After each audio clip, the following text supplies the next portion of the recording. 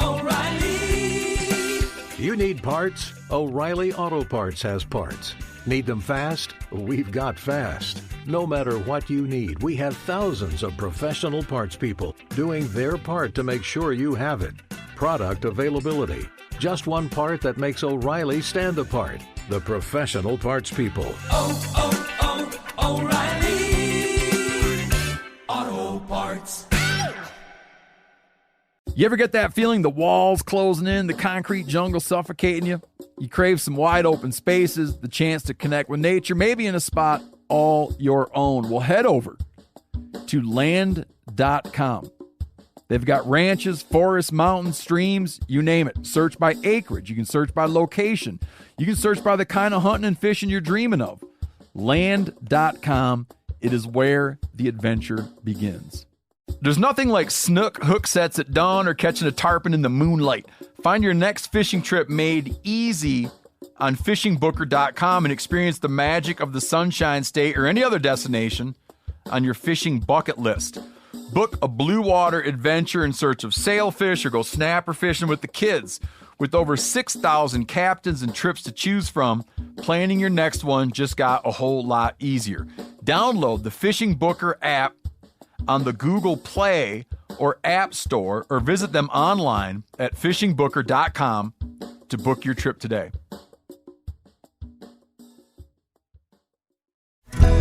Hey everybody, welcome to episode number 24 of the Hunting Collective. I'm Ben O'Brien, and today I'm going to start a little bit of a journey. A journey in podcast form, but a journey nonetheless. My family and I, hopefully you have heard this by now, or if you're listening, you may have caught wind of it. We are moving from Texas to Montana. Why are we moving from Texas to Montana? Well, Montana is a beautiful place to raise your children, a beautiful place to recreate, a beautiful place to hunt, a beautiful place to fish, and a place that I've always desired to spend my life. Even from when I was a little kid, my dad used to watch with us Lonesome Dove, the miniseries, when I was a kid. I must have watched it hundreds of times over my life. And those folks thought about Montana much the way I think about Montana. This great frontier, this place to live your life and do the things you want to do. And those guys in Lonesome Dove, those cowboys, went from Texas to Montana. And so that's what I'm going to do. But before I leave Texas, I want to have conversations with people that are important to me during my time here, but also important to this place.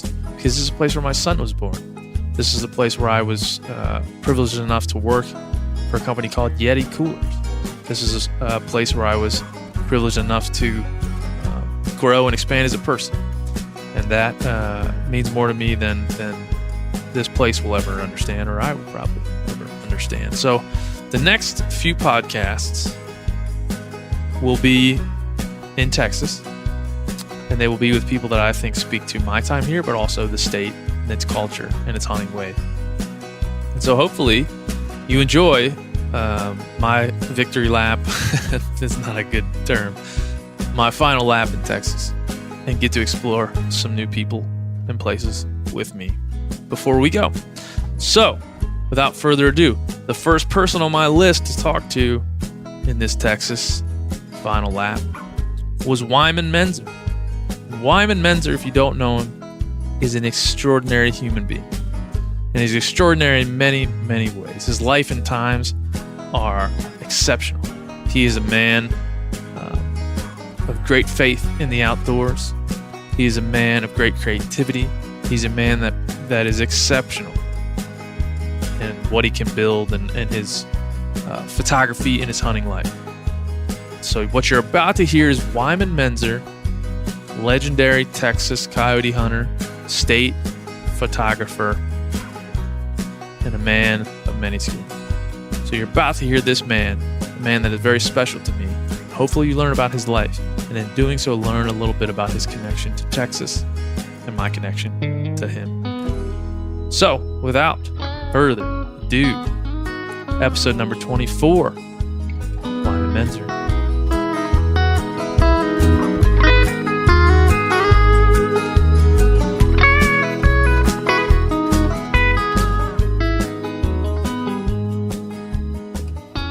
Wyman? Yes, sir, Ben. How are you, sir? I'm well, thank you. Oh, we're in Benjamin, Texas, are we not? Yes, sir. You lived here your entire life? Yes, I was raised on a ranch about 11 miles out of Benjamin.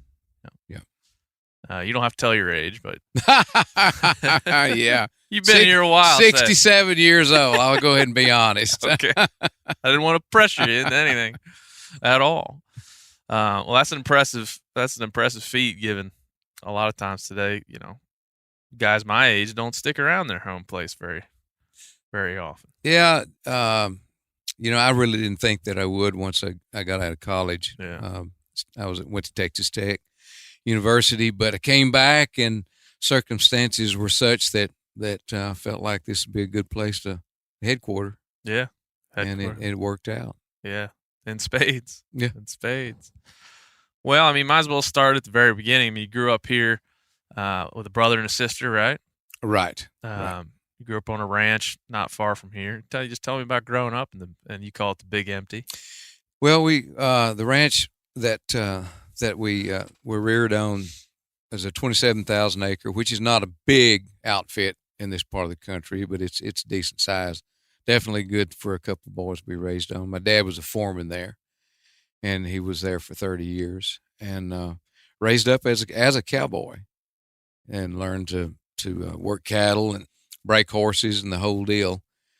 And but my main love was hunting. Yeah. And studying the natural history of various species, and I was always going and collecting bird eggs and inspecting birds that I'd shot with a BB gun and keying them out, and it lent to what I'm doing today for sure. Yeah, and we were talking about this at breakfast this morning, and even over whiskey last night about growing up in that environment and how that shapes you and what that makes you, and the grit that it gives you, the drive to work hard. I mean, you were raised in a hard work and hard scramble life. Right. In this country, it's pressure. I mean, it is. It's not an easy place to live. We find a lot of old house places. We found there on the ranch.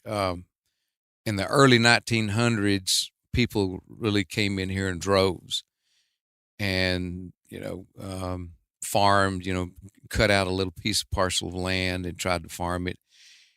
And through time, the land pretty well weeded out to where it's now probably at its carrying capacity. Early on, it was just, overgrazed more or less, I guess you could say.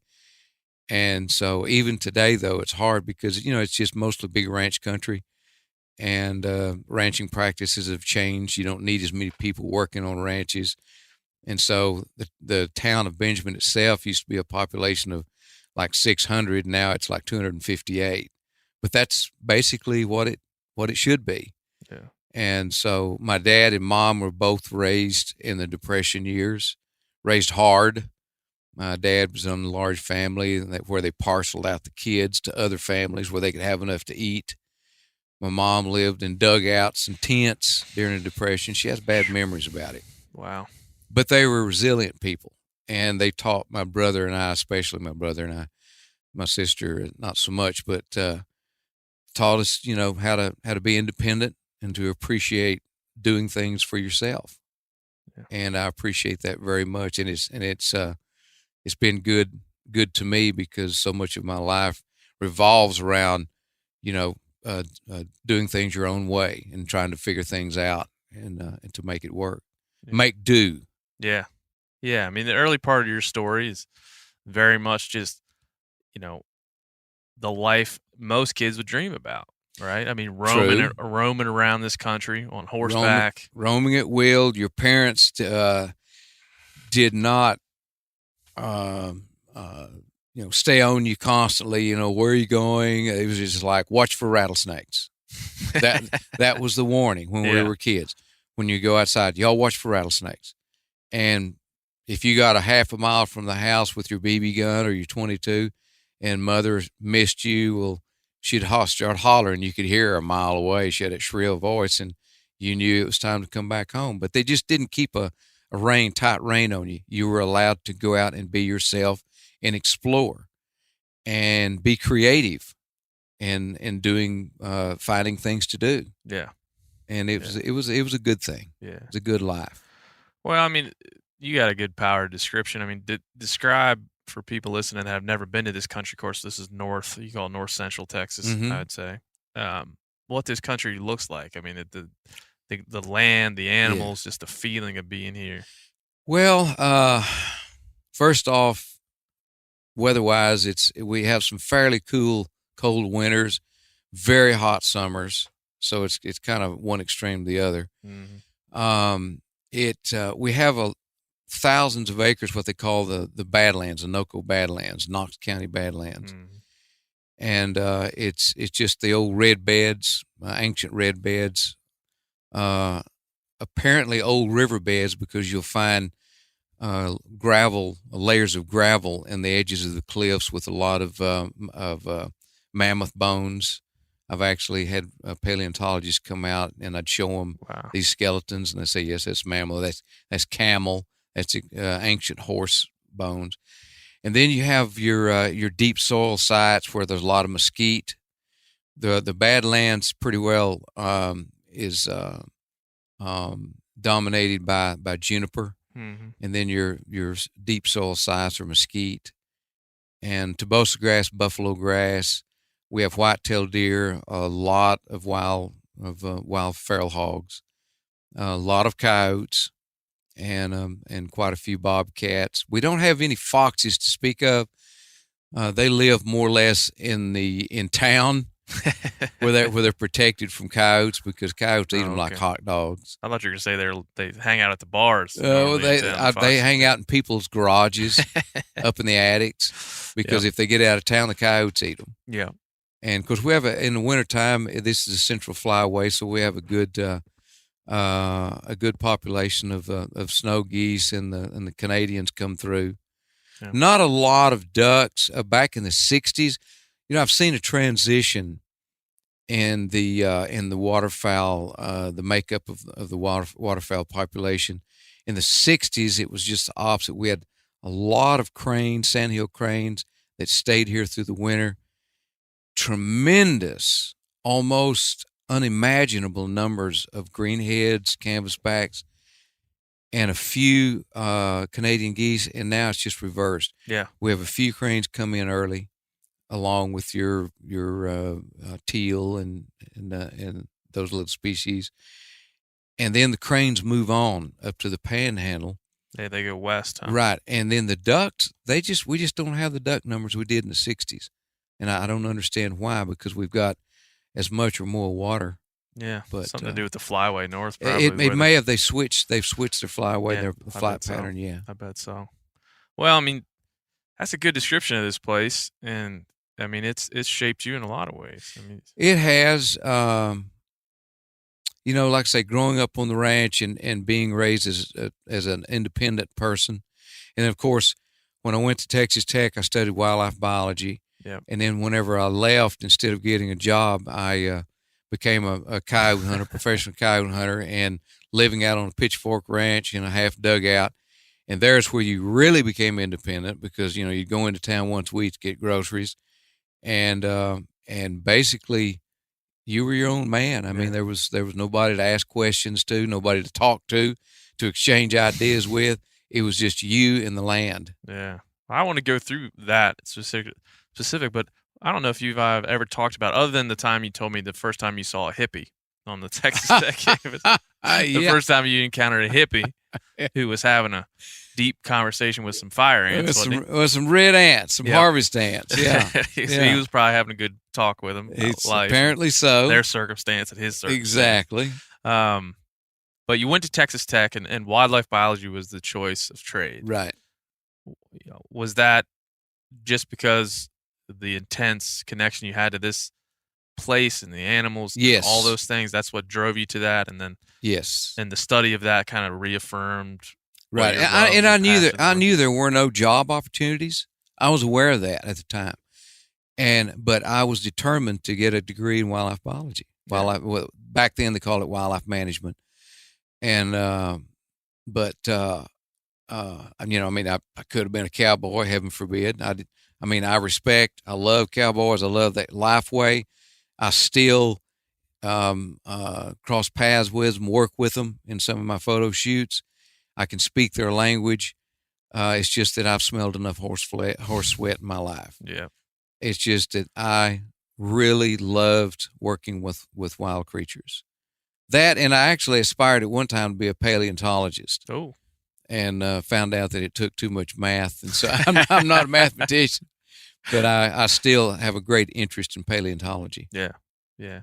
Well, so you graduate from college, you go through the process there, and you decide pretty much immediately, right, to come back, become a professional coyote hunter. Mm-hmm. You lived in a was it a dugout or a shack? It was an old half dugout. It was built in 1948 when the Pitchfork bought that portion of the ranch from the Matador. Yeah. And I actually knew the man who helped build it in 1948. And so it was just a little one-room shack with a fireplace in the end. And partially, the windows up was out of the ground and the windows down was below ground. And it was in the middle of a 168,000 acre ranch. And, of course, I had surrounding ranches that I hunted on also. Mm-hmm. You had the Beggs, 50,000 acres, and you had an old fellow named Hubert Young, and he had 10,000 acres. And then you had the Springer, who was 40,000, and another 10,000 acre ranch. And that was before commercial hunting. I was the only guy out there. I never heard a rifle shot. I never saw another person hunting. The years that I spent, 3 winters that I spent, actually 5 winters. I spent 3 winters living in the dugout and then 2 other winters hunting out there still, working out of Benjamin. I never saw anybody else hunting.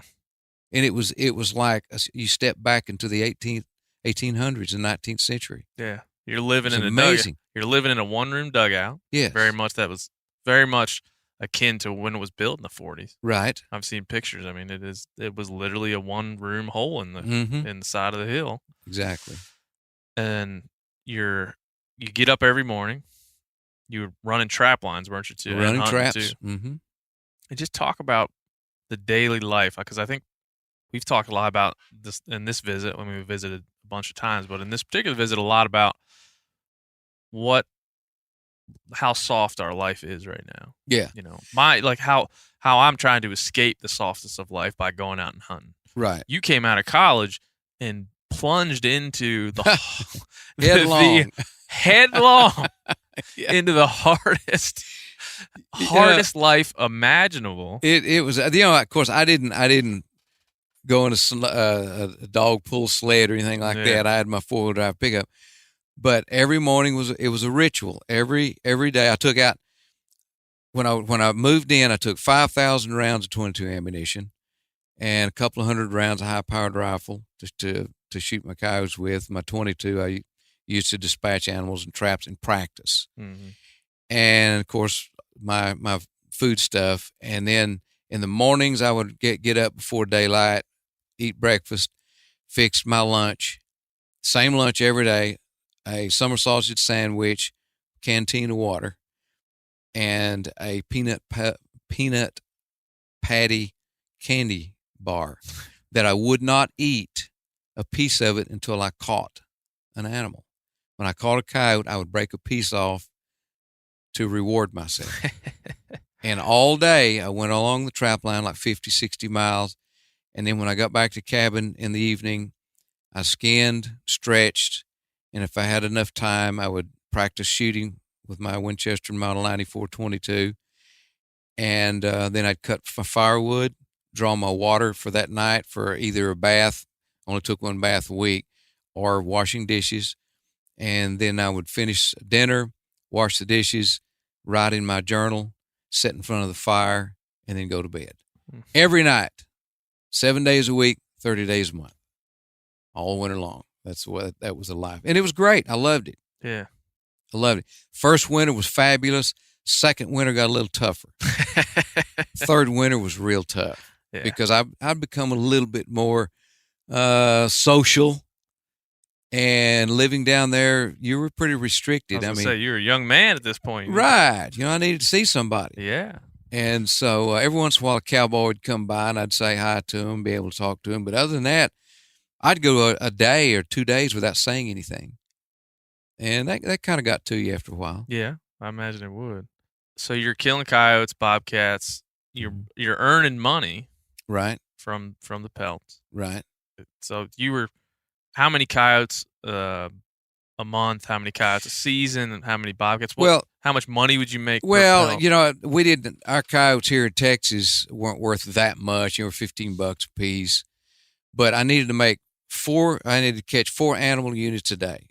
And I considered an animal unit a coyote. Bobcat was worth 2 animal units, a fox 3/4 of a unit. And with 4 animal units a day, I could make my pickup payment, my college loan payment, and buy groceries and have some spending money. And so my goal was to get 4 animal units a day, and I did. A lot of people nowadays say, "Oh, I'm a professional hunter." That is what you were. It was professionally hunting and trapping. Right, right. Yeah. I mean, I had so many questions about that time in your life, but one of I always thought is like, what are your main takeaways? Because, well, I tell you, with age, you become mellowed out. You don't hunt as much, but I can look back on those years and realize that hunting at that level, people can't fathom being that involved in hunting today. Back in the 1800s, yeah. But you become so involved in the natural history of the species that you were after. Every track, you studied the tracks, you studied what you thought was the time of day or night the tracks were made. You watched weather patterns. You anticipated animal movements in accordance to weather patterns. You learned that coyotes travel in certain areas in the daytime versus nighttime. And your average person today who goes out and, quote, hunts has no idea of that level of understanding of the natural history of animals that you have to have in order to be a professional hunter. Yeah. And I wouldn't trade for those years. Yeah. Well, not only were you a professional hunter, but you were, as a biologist, right, logging your kills, taking blood samples. Exactly. I was very much a note taker, and I would document each animal, the distance that I shot it, or the trap I caught it in, what foot I caught it on, and I still have all that information today.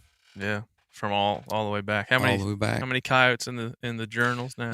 I've with a rifle I've shot 1,760 with the rifle alone, and that's not counting traps. It was another 1,500 or so with traps. Yeah. 877 bobcats. And so and it's not and it's not something that I'm necessarily proud of. It's just that was a way of life. Yeah. Yeah.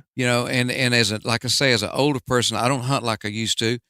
I have a softer heart than I used to have. Well, that's always the most interesting storyline about, when I think about your life, which is this tremendous tapestry of, something that's to be admired, really, and all its stages. But when you're back there and you're killing these coyotes for a living, a lot of people nowadays might say, well, what a terrible thing. You're going out there and just taking life in wholesale to make money, and you're selling furs, and in the modern day that might be looked at as a negative to the landscape. But describe in that place and time, how you thought about the animal, your respect for it. I mean, I know just from knowing you that that's the case. I did have, and I still do. I mean, I'll always have great respect for the coyote. I think they're a very intelligent an animal that can make the changes with man, whereas the wolf could not, and they were pretty well exterminated from Texas. But the coyote is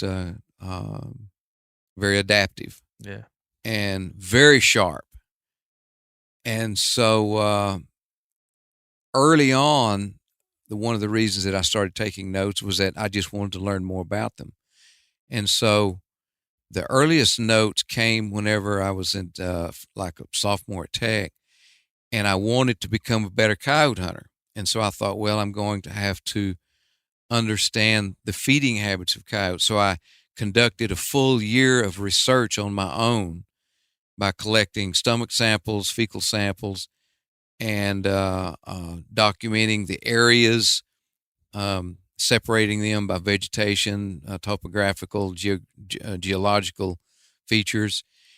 And then I received a grant to study another year. And so, all of this note-taking has been a very positive thing, because to this day, I'll sit down, I'll get bored someday and just sit down with all those notes and go through them just to remember. Yeah. And I'll see things that I've forgotten, in 30 years since I've seen them. And it just continues to be a learning process. Yeah. Even after all these years. Yeah. I mean, when you were a professional hunter back in those days, you're living in a dugout. Do you have any, you sit here now and your grandfather and time has passed, you look back and have any remorse for the animals you killed? Yes. Yes, I do. I can recall some instances, especially one day that touched my heart. And to this day, and that has been 44 years ago, to this day still tugs at my heart. And it was a coyote I'd caught in a trap. And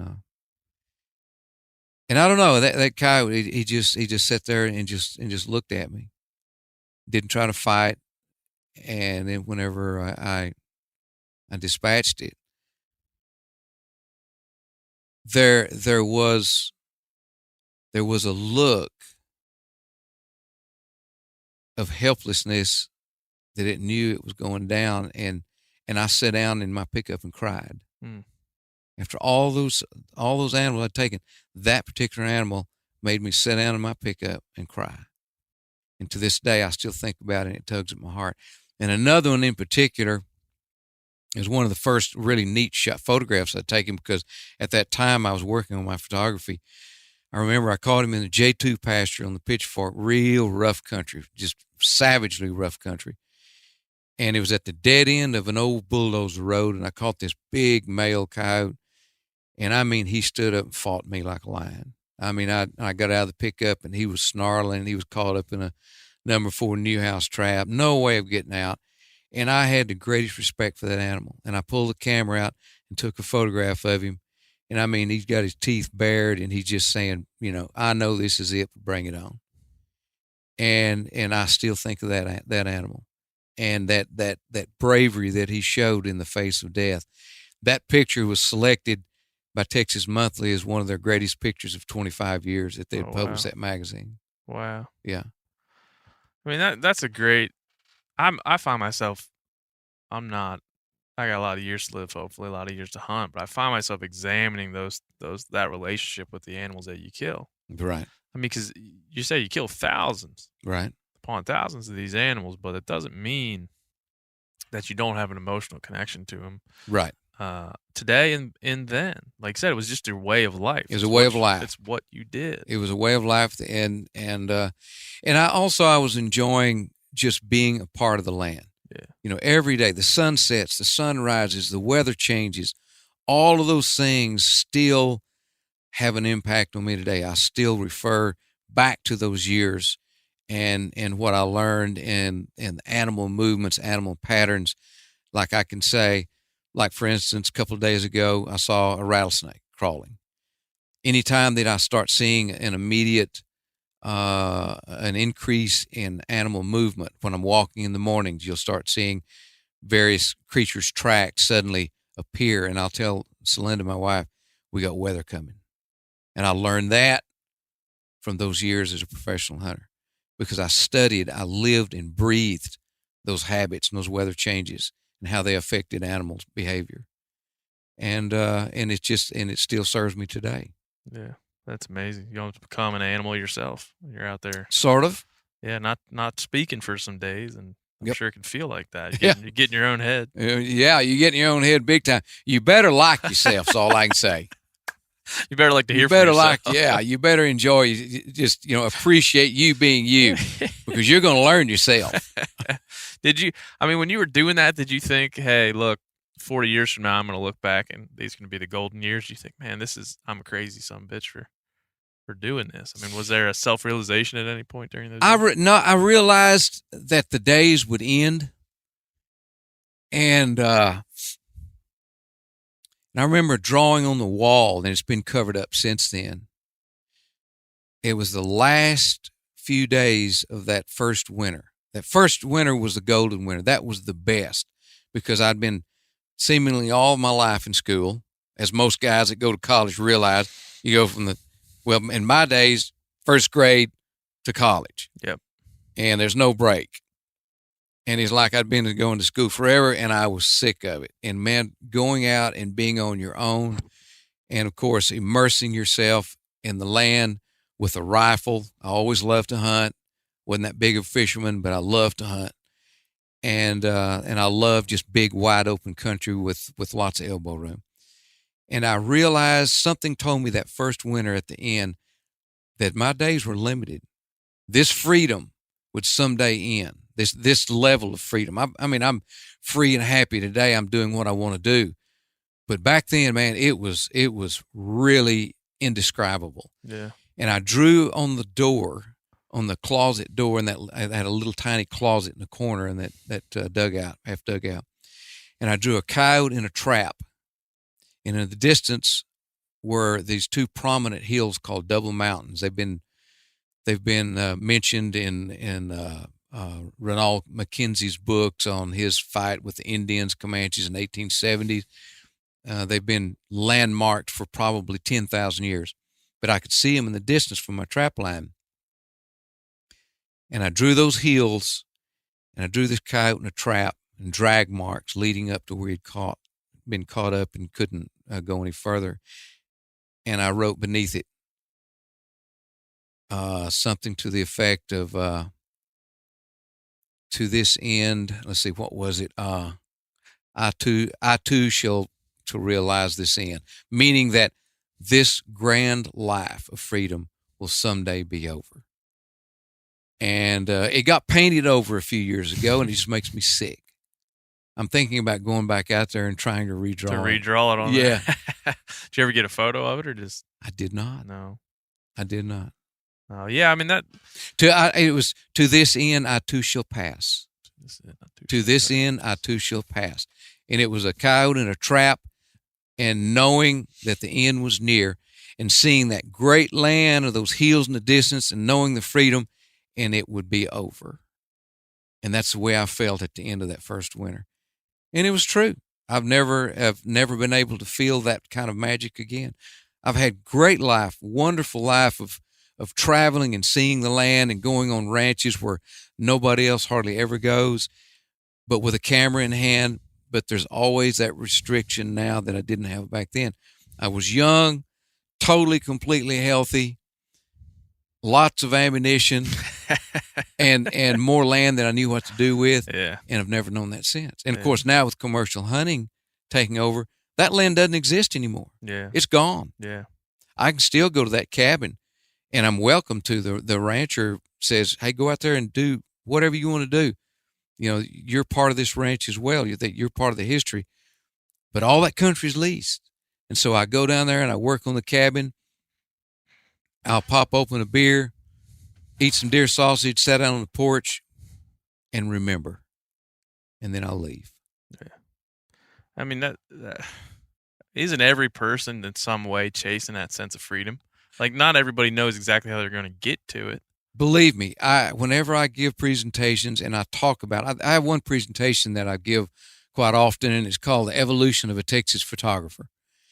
And I give that part of my life, and almost without fail, people come up to me, older people especially, and say, how I wish I would have taken the opportunity to do that, because there's only a small window of time. If I give presentations, say to a college class, I will every time, 100% of the time, I will say, when you finish college, you have this small window of opportunity to do exactly what you want to do.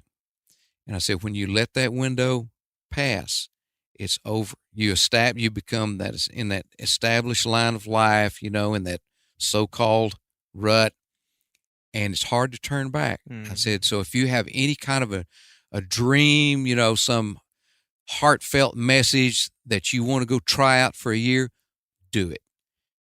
Because it is sad to talk to those people who will visit with me and say, I had that opportunity and I didn't take it. Yeah.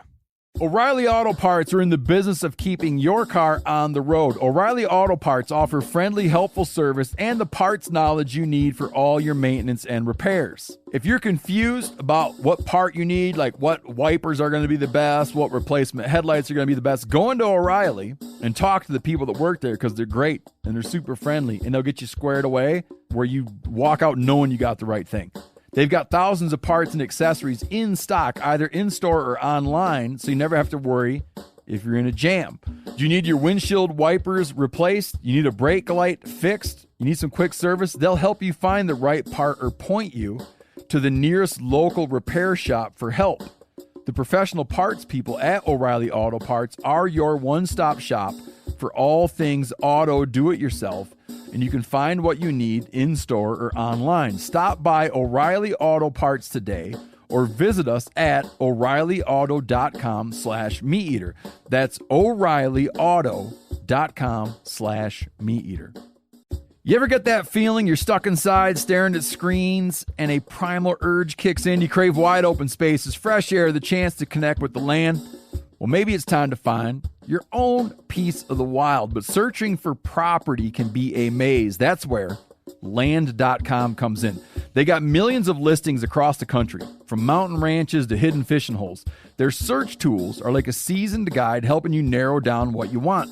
Land.com isn't just about buying and selling. It's about finding a place to hunt, fish, explore, or simply sit by a campfire and listen to the crickets. So head over to Land.com today to turn one day into today, because trust me, there's nothing quite like the feeling of standing on your own piece of earth.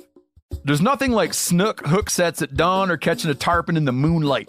Find your next fishing trip made easy on fishingbooker.com and experience the magic of the Sunshine State or any other destination on your fishing bucket list. Book a blue water adventure in search of sailfish or go snapper fishing with the kids. With over 6,000 captains and trips to choose from, planning your next one just got a whole lot easier. Download the Fishing Booker app on the Google Play or App Store, or visit them online at fishingbooker.com to book your trip today. But I can go, if I pass tomorrow, I have no regrets. I did exactly what I wanted to do. Yeah, and how much of the rest of your life did that inform? Knowing what that freedom felt like, knowing what the land did for you and what those animals would provide to you, how much, I don't think there's any way you'd be where you are today without that. Exactly. I mean, it established the basis for what I do today, without doubt. I just use a camera instead of a rifle. I still hunt. I have. I love venison. Yep. And I'll kill my 3 or 4 deer every winter. And I called up last winter. I called up 175 coyotes, but 99% of them I shot with a camera. Yep. I still shoot a few just to maintain my data and enter in my log book so I can keep continuity. But most of the time I hunt with a camera. Yeah. And you look back, like you're in those days and you have this, I mean, I think everybody, even me sitting here now, I'm thinking like how beautiful of a time that must have been. And everybody that listens to this can think about what their ultimate freedom looks like and what the thing is that would evoke those feelings in them. Because I think it sounds to me like you knew during it that it was special and life defining. But even as you went on, you look back and it became more important as time went on. It is. I catch myself so often in times of uncertainty.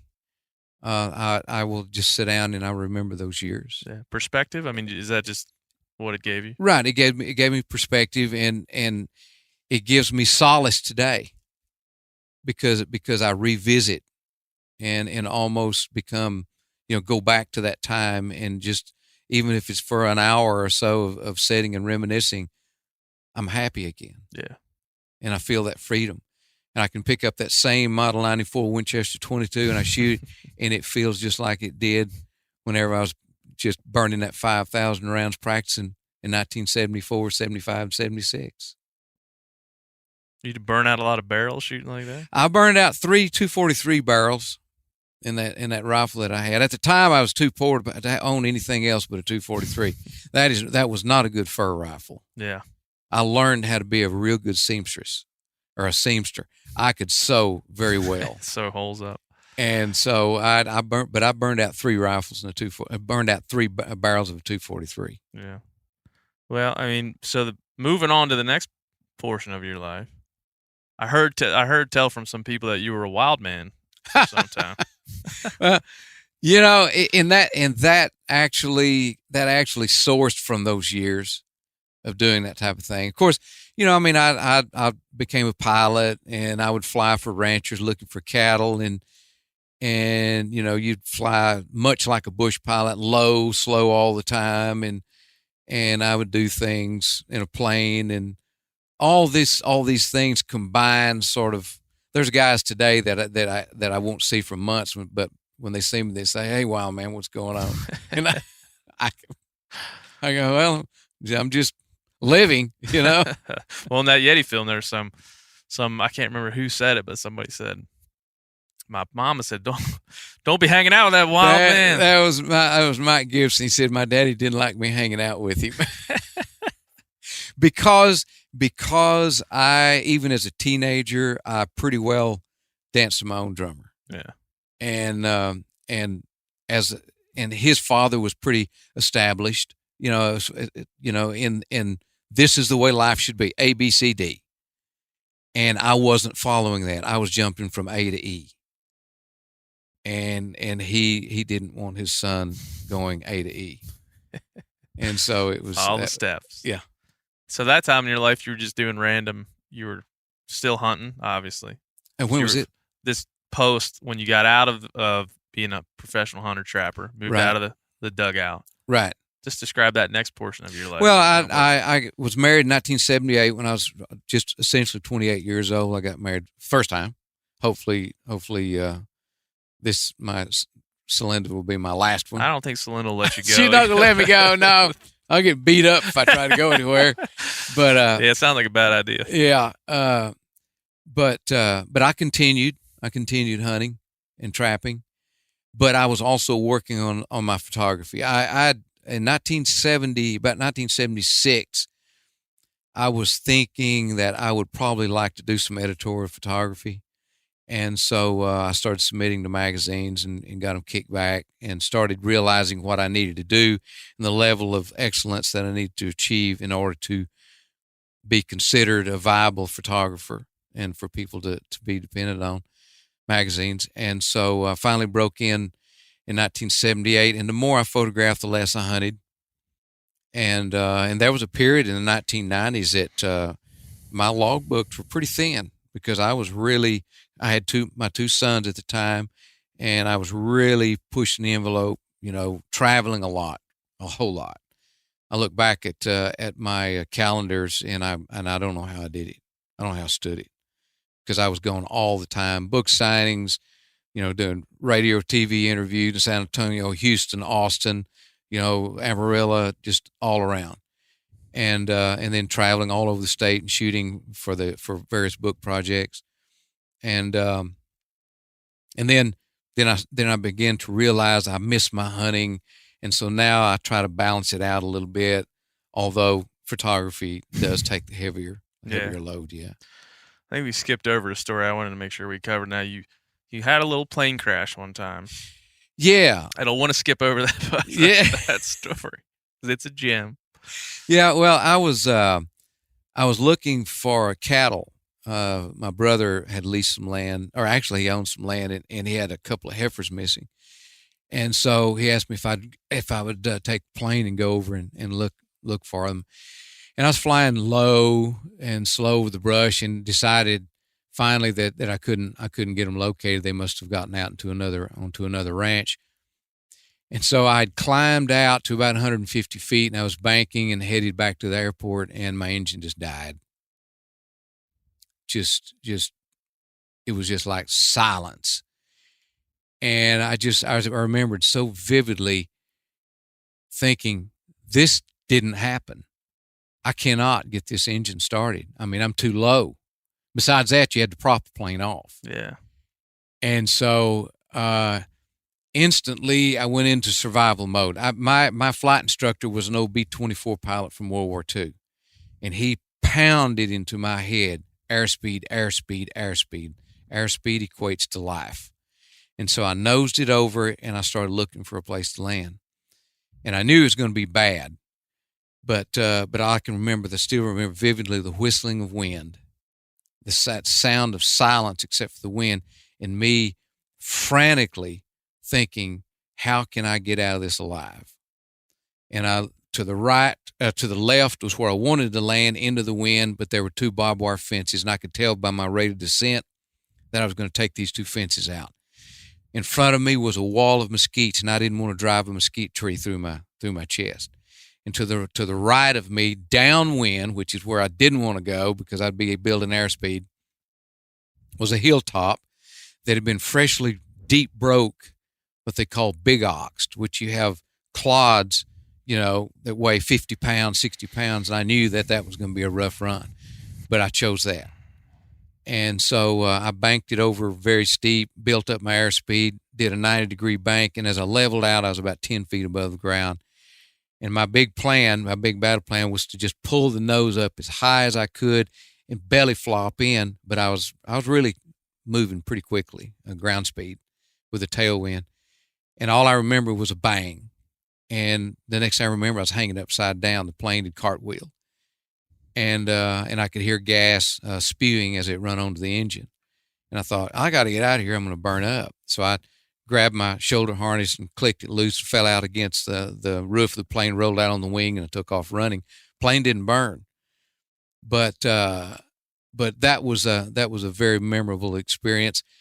But as I was mentioning to you earlier, I would suggest people who go outdoors and especially engage in dangerous things, read a book called Deep Survival. Yeah, you were telling me. Deep Survival. That book explains why I survived. And it was the preparation. The preparation that old B-24 pilot taught me, who spent 3 years of his life in a German POW camp. But he pounded in my head, this is the way you survive in a plane.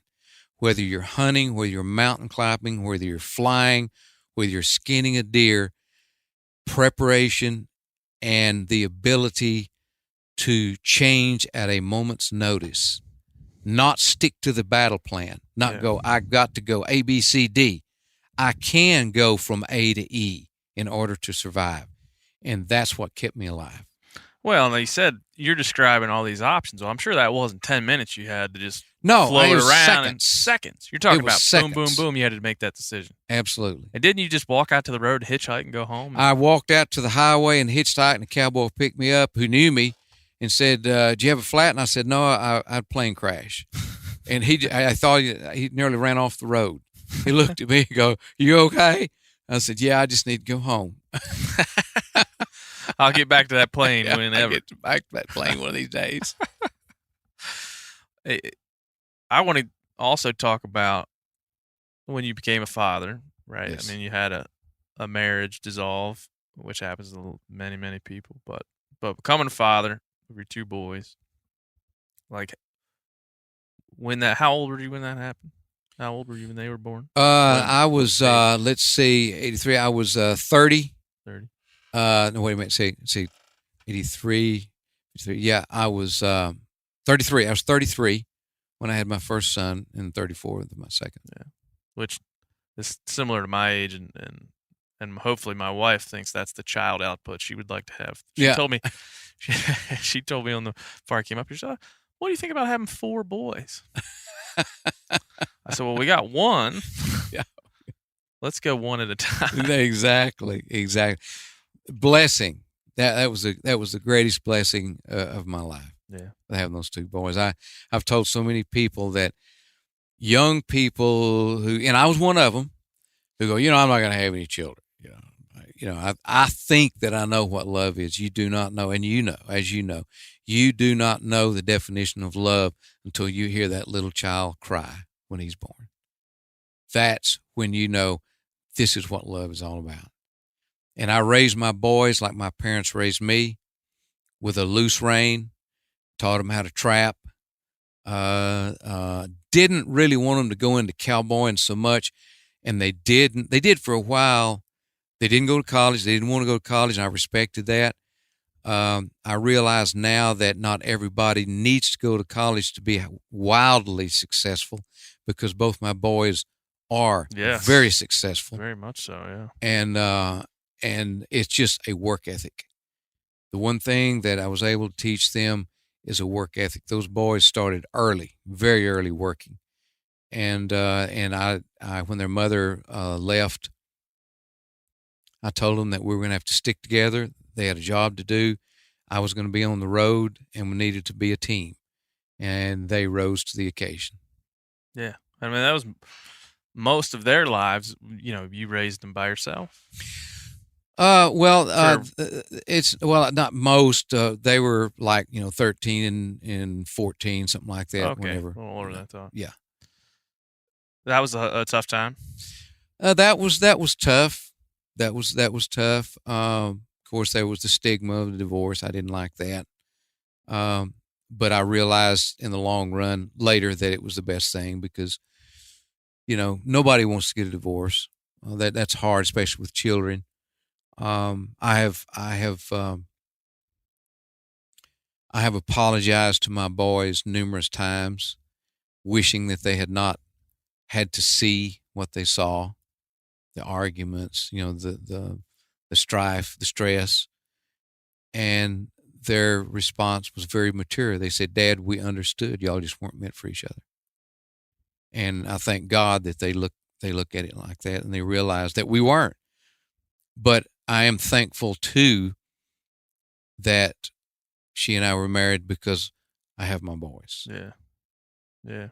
I'm thankful for that. But I can tell you that, and I know this may sound corny, that if everybody could find a woman like my Sylinda, there would be no divorces. Hopefully she'll listen. I was not looking to find anyone. I was burned out. I had been married 20 years, and a lot of it was strife and stress. Trying to build up my photography. We didn't have a lot. It was very tough. But when I met her, I realized that I'd met a jewel. Yeah, she is that. She is a jewel. The challenge of raising those boys in this country. I mean, both of them still live. I mean, Peyton lives right down the street here. Peyton lives down the street. And of course, Hunter is a horse trainer at near Weatherford, at Peaster, and highly, highly successful. Very successful young man. World renowned in that. World renowned, he is. And so, you raised them on a ranch. You raised them much like you did. They were on horseback. They were hunting with Dad. They were probably reloading bullets and working lever action rifles, and it took, right? I mean, we were talking about it at breakfast again this morning. Like the challenge of raising your kids in this, my son, in this environment, and what I'll have to face, right, with technology, with the changing culture, with the liberal nature of a lot of our cities and people and things that are challenging, based on the way that you grew up and your kids grew up. I mean, what you look back at that, and I just kept thinking it took. I mean, you taught those boys a way to live. Right. They live life their way, much like you've lived your way. And it was it's independence that I taught them. Like, for instance, a good story here is when Pate was maybe 17, 16, and he came in one day and said it was like early February, late January, and he wanted to buy a pickup, an old used pickup. and I couldn't afford to buy the pickup for him. That's just the way it was. I was struggling. And I said, he said, Dad, there's not any day work going on. He said, I need this much money to make a down payment on this pickup. I said, well, I'll tell you what, I can't help you, but there's the fur market is up a little, and I'll show you how to trap. And I took him out and showed him where to set traps, how to read sign on bobcats. And in 1 month, he caught like 28 bobcats, enough to make a down payment on his pickup. And I said, now you're going to skin them too. And there's a couple of times he'd call and say, hey, Dad, I'm busy. Can you skin my cat? I said, no, he'll be here waiting for you. You got to do it yourself. Yeah. I've skinned enough. And it was teaching the boys responsibility, and that they needed to work, and it was nothing wrong with working hard.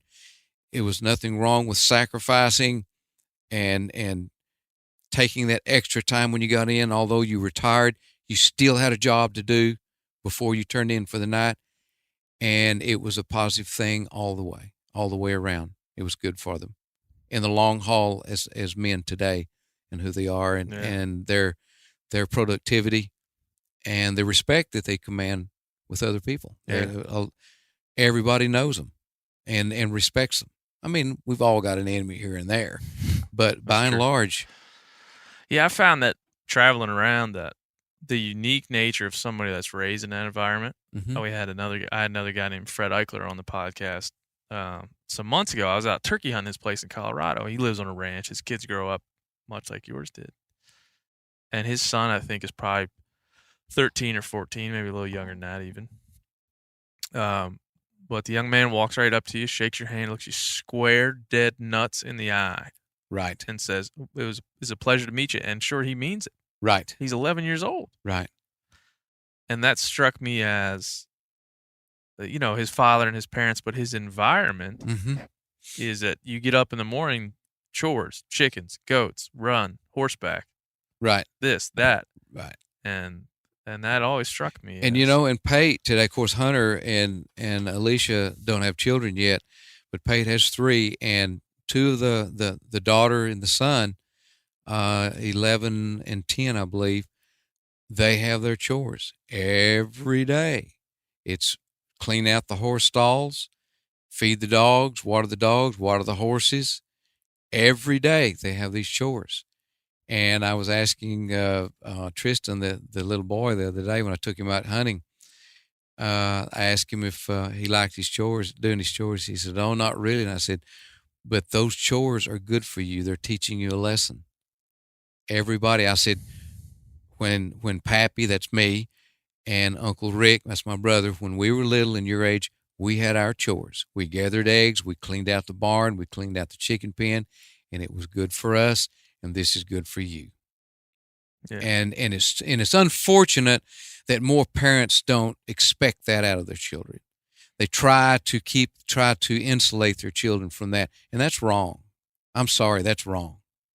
Yeah, I mean, it shows in the way, I hate to make it it's not, because there's definitely parents that live in urban environments that do things like that. And I don't want to make it sound like that, but I've found in traveling around and hunting and meeting young folks that live in small town environments, that live in places mm-hmm. where work is required. You couldn't just you wake up on a ranch and sleep in, mm-hmm. and for a couple of days just watch TV and take the weekend off. Next thing you know, yeah, life's not going the way you want it. Exactly. And so I'm not sure if it's connected to that or just connected to the culture in these in small towns and the connection to people and the land and all that. I'm not sure. I wonder what your opinion on that is, because it just has always struck me that the direct nature of children raised in that environment, and then sometimes meeting kids that are raised with iPads and mm-hmm. Raised with iPads and sleeping in the summertime. Yeah, it's when you're I think in the environment that defines this part of the country, a ranching culture. Kids are raised knowing that they have to work. And I know, learning, being a computer individual, everybody has to be somebody. Yeah. And you got to have that kind of a person. But two, it would not hurt those kids to go and get a job sacking groceries, and knowing they have to be there at 7:30 to clock in, and they have to work until this period of time. Then they can go and study their computers and, and their whatever, and be that, and pursue the job career that they want. But there's nothing wrong with learning to be responsible as a young person. You're just talking about the handshake. My dad taught my brother, and I remember it vividly. You shake hands with a man, you look him in the face, and you squeeze his fist. And old daddy, born 1918, sadly, tragically, we lost him when he was 65 years old. But, man, he'd grab us by the hand. He'd say, now you look at me and you shake my hand, you squeeze it. I taught my boys the same way. And to this, and he is teaching his children to do the same thing. And that's good. And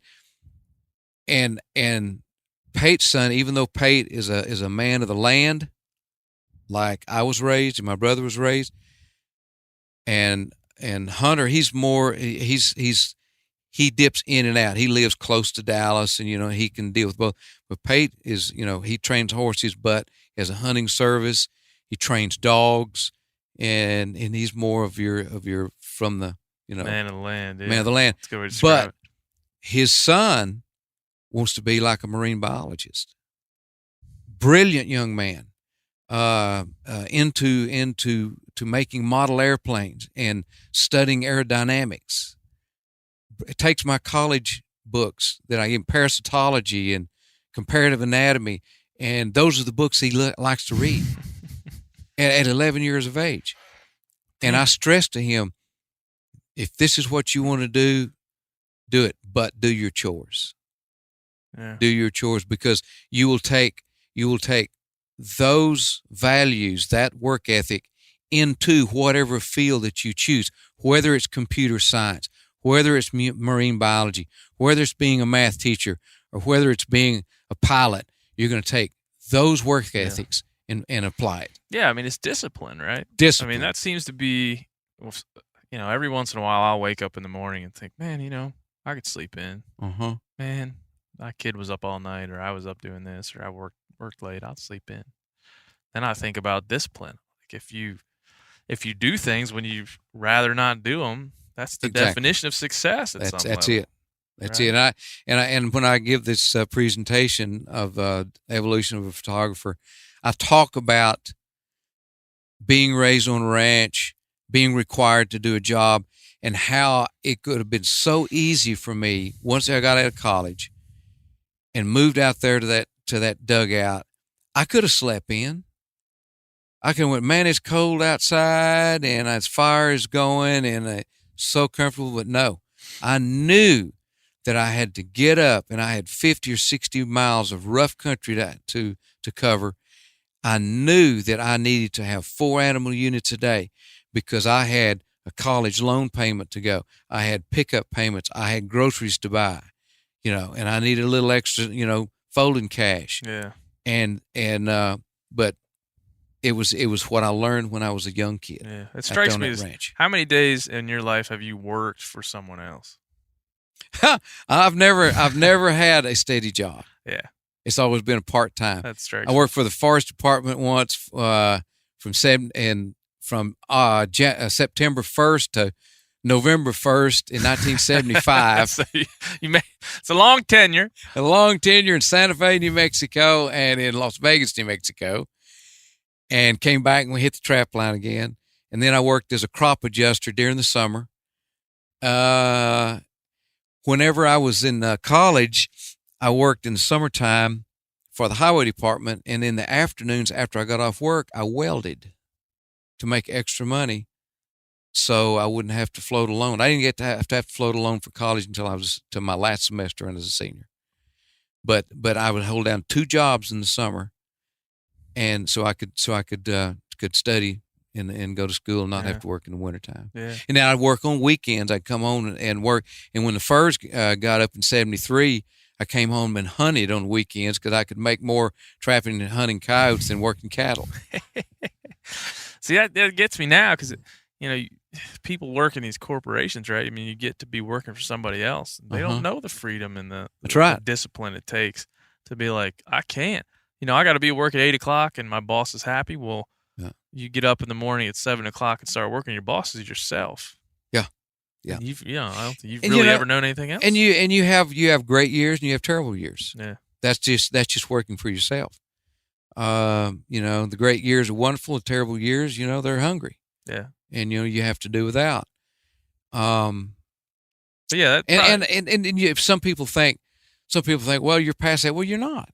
You never get past that. It's just like a coyote. I compare my life a lot to the life of a coyote. The seasons come, and in September, I'm eating good on cedar berries.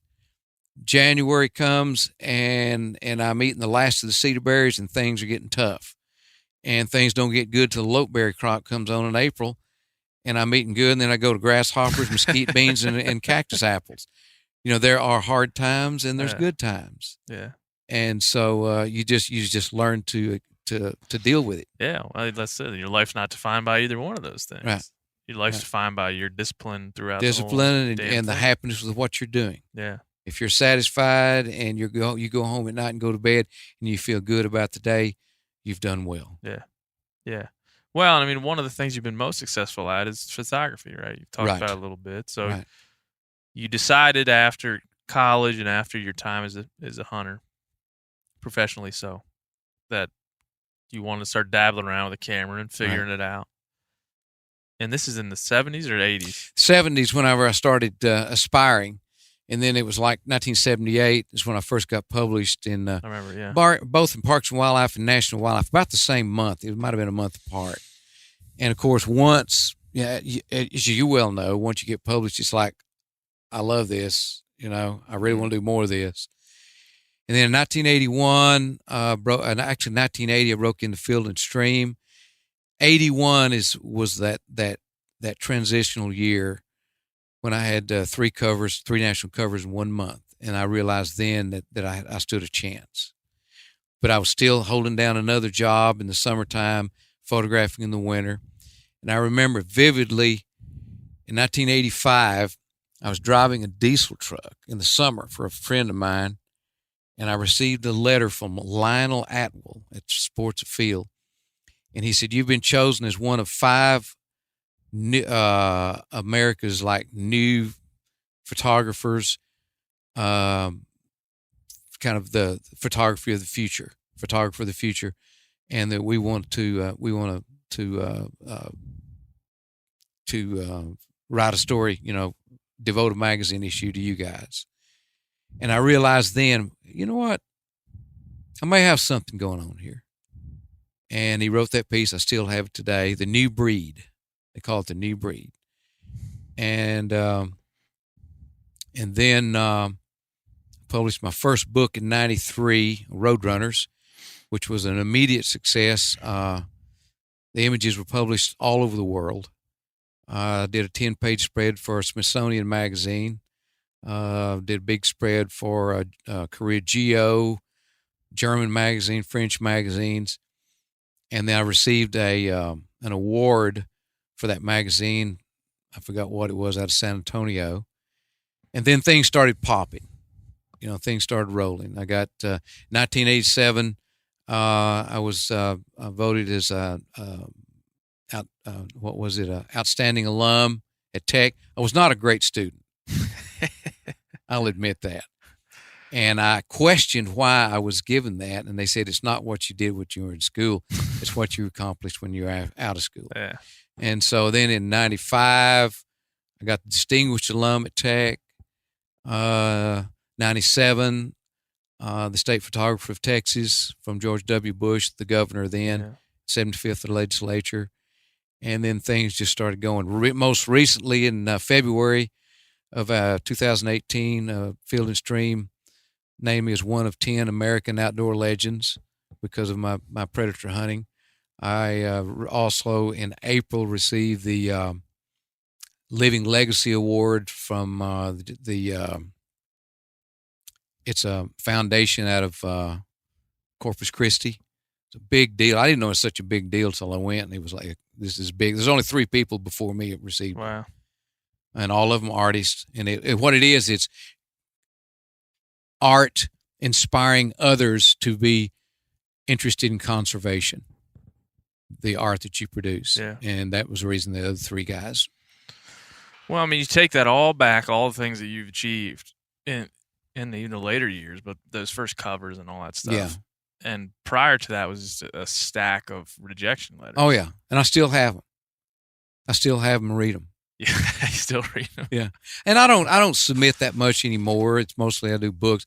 Sometime a magazine will call and they'll need images, and I'll publish a story or something here and there. And I enjoy writing, especially about coyote, my years as coyote hunting. I enjoy doing that. Yeah. But I still have those rejection letters. In fact, I read one to the guy who gave it to me in 1977, Bill Reeves at Parks and Wildlife, and he said, "You actually kept that letter." And I said, "Bill, I've got them all."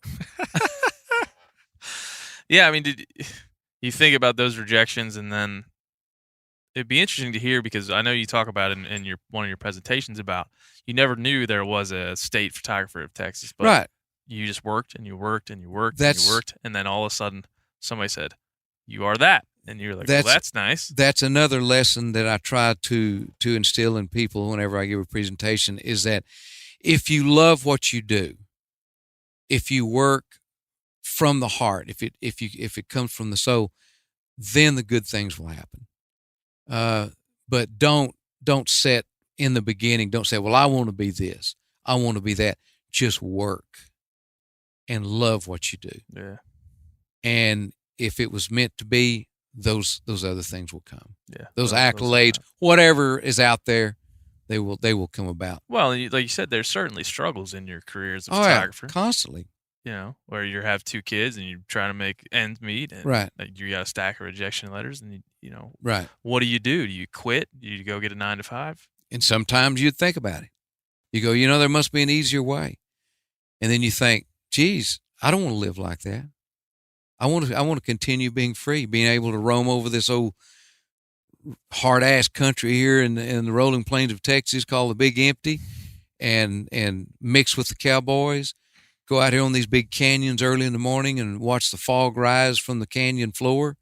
I want to see that. I want to be able to see that all the time. And so I'm willing to sacrifice and able to do that, to be able to do that. And to work hard for it. Yes. So your photography, it's an art, right? I mean, you're an artist. Describe what that art means to you, and like kind of how you develop your style and your functionality of the camera. When I was trapping, when I was living out there on the Pitchfork, I was always fascinated by the light playing on those cliffs. And in one of my journal entries at the very end of that first year, I wrote about the way the light played on the cliffs and how I would watch it disappear. And I felt like that was much like the life that I was living. That beautiful light, that beautiful life was fading. At least the feeling that I had for that year. But still, I would take, and I still have those photographs of those sunsets and sunrises. Of course, then composition is not good. All I had was a 50 millimeter lens on an old Canon TL shooting Kodachrome 25 and 64. But the light was really what played a huge role in the style of my photography. And I learned that, and also from the hunting, because I would shoot my photographs much like I would when I was hunting, from a low, ground level, shooting kind of eye level at the animal. And so I remember calling Gary Gretter at Sports Field and was asking him, before I became published a lot, about my imagery. And he said, "You've got a style." And he said, "I like it." He said, "Your eye for light and color and the angle that you shoot from." And I realized at that point that I had established a style. And to this day, I've been at this over 40 years. People will say, I know your images the minute I see them because of the light you use and the angle that you shoot from. And that's, I mean, and again, you just had a passion about something. You worked Right. at it every day, and eventually you had developed something out of thin air. Right. Over just Yeah. hammering on a rock, and eventually you had a statue. And there wasn't, at the time in the late 70s, nobody around here was being published at all. I mean, the closest guy was San Antonio.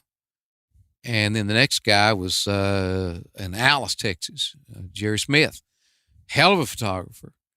And so the rest of the people were New Jersey, all around. Yeah. I forgot their names now. It's been so long ago. Bill McRae, those guys, super guy, super photographer. Bill's still around, I think. I hope so, because Yeah, he was a nice fella. But you had Leonard LaRue. Those are and that God knows they lived across the United States from me. And so, and at that time, send a roll of film often is a week or so before I get it back. And so, man, it was basically, flint and steel, starting a fire. I had to just, I write down my exposures. And then when I get the shots back, I'd look and I go, well, I screwed this one up. Why? And I look over here and go, okay, now I know why. And it was a hard process. And in the 12 years I taught at Tech as an adjunct professor or an instructor, I would instill that in people, in that I'm here. You have the opportunity to learn from someone who started from the ground up with flint and steel, with a stick and string. And you better pay attention because there's not a lot of them around. And so for 12 years, I shared that with those kids. Yeah. And I still have letters from them today. I kept those letters telling me how much they appreciate my sharing the knowledge that I learned from the hard knocks. Yeah, because those folks, myself included, or anybody who wants to be a photographer, even a hunter, it would be loath to know kind of how you hammered that skill out. Right. I mean, the process you had to go through to get a refined image and then to mail it to somebody and sell it to them or whatever. Right. O'Reilly Auto Parts are in the business of keeping your car on the road. O'Reilly Auto Parts offer friendly, helpful service and the parts knowledge you need for all your maintenance and repairs. If you're confused about what part you need, like what wipers are going to be the best, what replacement headlights are going to be the best, go into O'Reilly and talk to the people that work there because they're great and they're super friendly and they'll get you squared away where you walk out knowing you got the right thing. They've got thousands of parts and accessories in stock, either in-store or online, so you never have to worry if you're in a jam. Do you need your windshield wipers replaced? You need a brake light fixed? You need some quick service? They'll help you find the right part or point you to the nearest local repair shop for help. The professional parts people at O'Reilly Auto Parts are your one-stop shop for all things auto do-it-yourself, and you can find what you need in-store or online. Stop by O'Reilly Auto Parts today or visit us at O'ReillyAuto.com/MeatEater. That's O'ReillyAuto.com/MeatEater. You ever get that feeling you're stuck inside staring at screens and a primal urge kicks in? You crave wide open spaces, fresh air, the chance to connect with the land. Well, maybe it's time to find your own piece of the wild, but searching for property can be a maze. That's where Land.com comes in. They got millions of listings across the country, from mountain ranches to hidden fishing holes. Their search tools are like a seasoned guide helping you narrow down what you want. Land.com isn't just about buying and selling. It's about finding a place to hunt, fish, explore, or simply sit by a campfire and listen to the crickets. So head over to Land.com today to turn one day into today, because trust me, there's nothing quite like the feeling of standing on your own piece of earth. There's nothing like snook hook sets at dawn or catching a tarpon in the moonlight. Find your next fishing trip made easy on fishingbooker.com and experience the magic of the Sunshine State or any other destination on your fishing bucket list. Book a blue water adventure in search of sailfish or go snapper fishing with the kids. With over 6,000 captains and trips to choose from, planning your next one just got a whole lot easier. Download the Fishing Booker app on the Google Play or App Store, or visit them online at fishingbooker.com to book your trip today.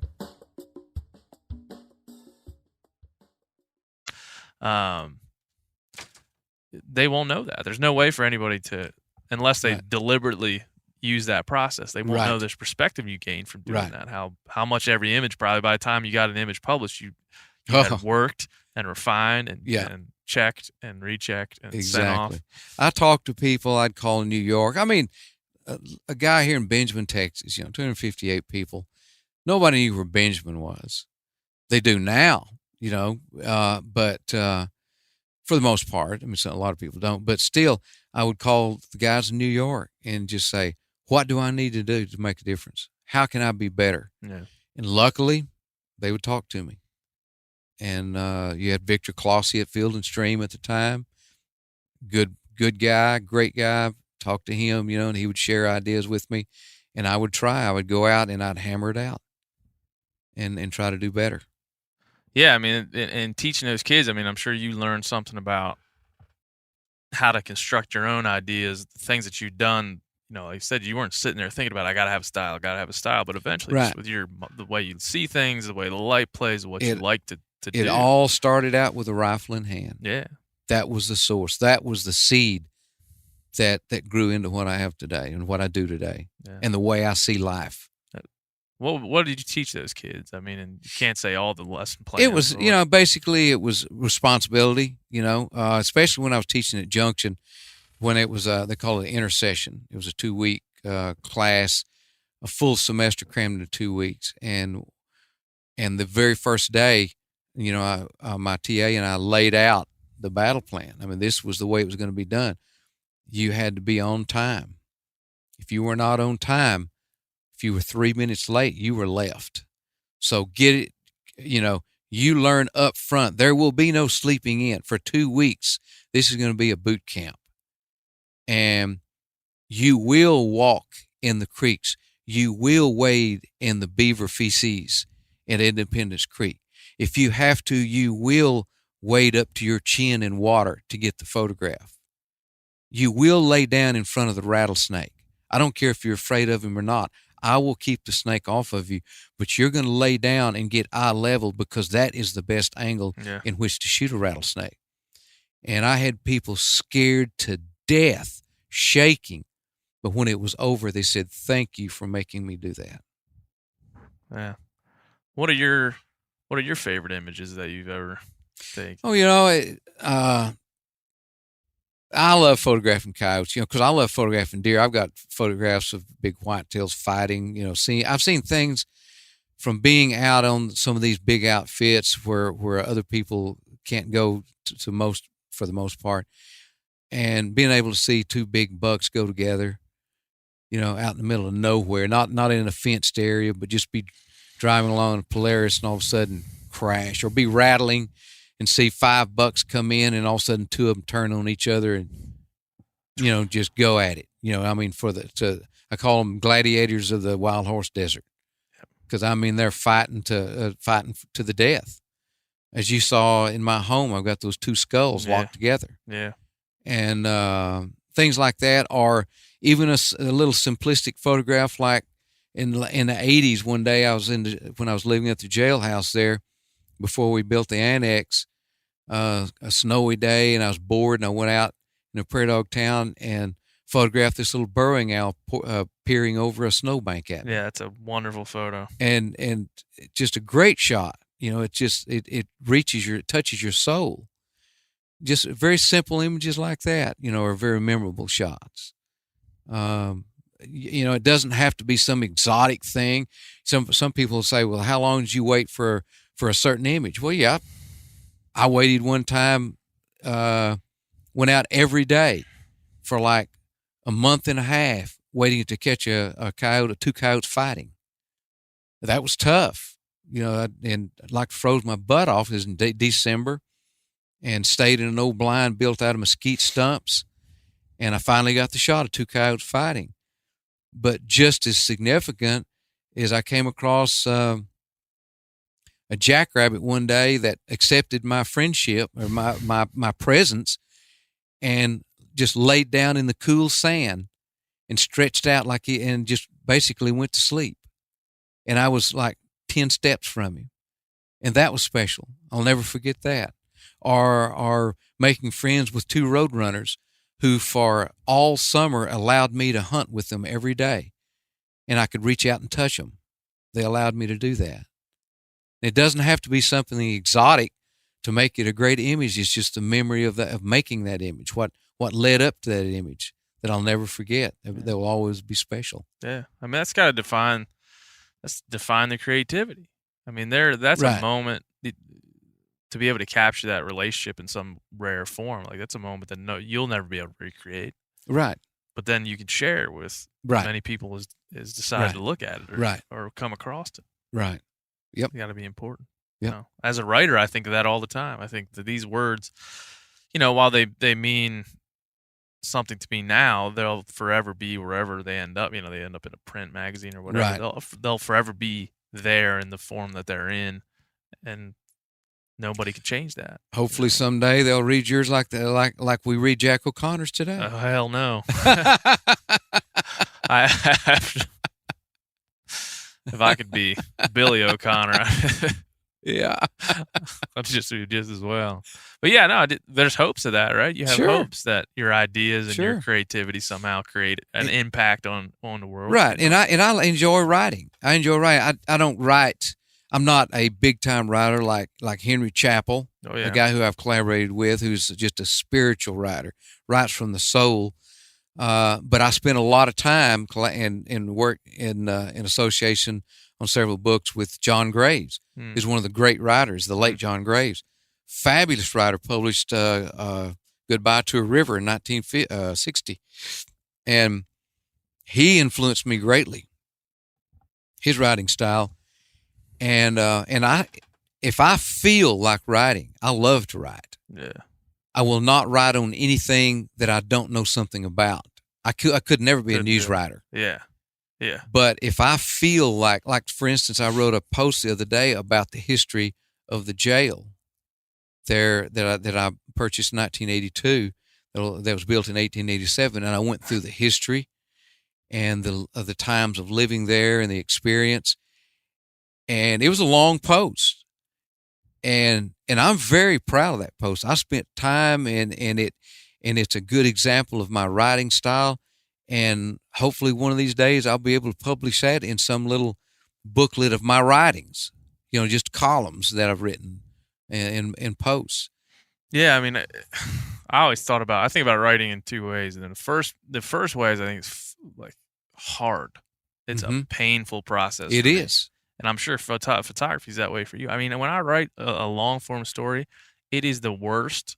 Like, the actual process of mentally, like, okay, now I got to do this, now I got to do this, Yes. now I got to do this, and going over every line and rework it. And it is, people say, do you enjoy, when you are a writer full time, do you enjoy that process? I'm like, not while I'm doing it, I don't. Yeah. Yeah. It's a lot of It heartache, is. staying up all night thinking about, is this the right way to phrase this? Is this the right way to get my ideas across? Is this the right ending? Is this the right beginning? Yeah. Did I 'cause carry on through with it? just like you, is that you get passionate about the subject or whatever you're writing Right. about, you know a lot about it and it's important to you, and you think like, and normally you're limited to a certain amount of words, Right. and you're just trying to, release all the energy you have into this short, or, depending on how long it is, into this mode of copy. Right. And it's just, this stress, whenever I turn something in, is like the most, it's like the release of all Yeah, the I stress understand. relief. Just have a beer, like I did it. Yeah. It might suck, it might be really good. Yeah. But at least it's gone. When I was teaching, I told the students, of course, I taught in mass communication, and I had a lot of AgCom students as well. And it was a senior level and graduate level photographers. I mean, in photography was my class. It was editorial photography, basically. But I taught it. So my approach was, okay, you people are advanced students, and you're in communication. Remember, you're in a photography class. Building a good photo is like building a good paragraph. You have to have a beginning and a good ending. It's like writing a story. You have these elements that must be there in order to carry the viewer all the way through to the end. I said, think of a photograph as writing an article or a good paragraph. Yeah. It's got to start well. It's got to end well. You've got to have interest points in between. And that was my approach. Yeah. Well, sometimes I'm sure it's like this with photography. For writing, for me, sometimes it's like I know where I want to get to, but I don't necessarily know all the steps to get there. Mm-hmm. You know, Right. like you were saying, I want to get a shot at 2 bucks fighting. Mm-hmm. If I knew how to get there, I'd just walk over there and do it. Right. But I know I want to get there, and I got to take all these steps Right. to get there. So the copy becomes this, like, you know, learning process that people get to read through. They get to read through your learning process. And I'm sure with photography, you know, people don't see all the work, but they see the end product. And you had to take every step to get to that end goal. Right. You know, it's not easy. There's struggle in there that's not evident. There's a lot of, some people will recognize, they say, man, we knew what we understand that you probably went through a lot of trouble to get this. And other people, well, that's just a great picture, but they can't. And I appreciate them appreciating it. Yeah. But some people can see the painting. Some people can see the strokes. That and it's like someone I learned very early in editorial work. The editor doesn't give a damn how much trouble it took to get the image. Just get the image. So don't worry about telling him or her, you know, how hard it was to get. Just make sure it's right. Yeah. Yeah. We were talking about the creativity it takes to do that, and you know, it takes pressure to make a diamond, right? I mean, the struggle for you is real, but then you started to very quickly find success. Well, not very quickly, but you started to find success, and eventually you were, you know, you marry that up to today, and you're putting out books, films, you're doing speaking engagements, you're doing photography classes. I mean, you're pretty much immersed in this life that is defined by success, many successes, many varying successes at different levels. Right. How's that feel? Just remove everything else, just as a photographer, just as a creativity, just as a creative person. Yeah, you feel it's a positive thing. You know, you feel like that you've achieved. I know that in the early years, you know, there was this yearning. What is the sign of when will I know that success has arrived? Yeah. It's like I told my students, not necessarily monetary ways. There are other aspects, other elements that define success, and one of them is, you know, or some of them are people calling you, you know, would you please come and share your knowledge with us, and or share your imagery, or we want to use your imagery. And of course, obviously, you know, you want to get paid for it, but still, that people want to hear your word. They want to hear your message. They want to know the experiences that you had to endure to get to where you are today. Yeah. And I'll admit, you know, it's not like being a movie star or anything, but you know, I've gone to Cabela's and places, and people will come up and say, you know, I'm a fan of yours, blah blah blah blah blah. You know, would you, you know, sign your autograph? You know. And I appreciate that. I'm humbled by it. But when I leave, I feel good because I know that I really did arrive. Yeah. And again, it's not something that I set as a goal. It's just an ancillary thing of success, of a lot of hard work. Yeah. And I do appreciate it. And I tell people, thank you so much, because I appreciate people saying what you just did to me. That it makes me feel like what I've done is worthwhile. Yeah. And is it impactful? Not the same. But beyond even beyond photography, you'd have to admit to some level. Because I remember when I first came up here and I was describing, I said, man, I met this guy, like this exceptional fella up there in Benjamin. Yeah. The coyote killing some bee, but exceptional. So you have to admit to some level of exceptionalism outside of your professional life and your career. Yeah. Just when it comes to building your own calls, having a book of all your coyote kills, the histories that are in the jail, remodeling that 1800s jailhouse and having it be featured on HGTV. Right. Building a dugout with your brother Rick. Right. So I want to get you to admit to some level of like just exceptionalism outside of just, hey, I wake up in the morning and I'm going to do this or that. I mean, there just is something in you. Yes, there's a drive. There's a fire. There's a fire that I have to excel. I can't. I'm not the kind of person, and I know a lot of my friends are this way, and my boys are this way. You get up in the morning and you want to achieve something. I don't care if it's building a coyote call. I don't care if it's mowing the lawn exactly right or building a wooden box.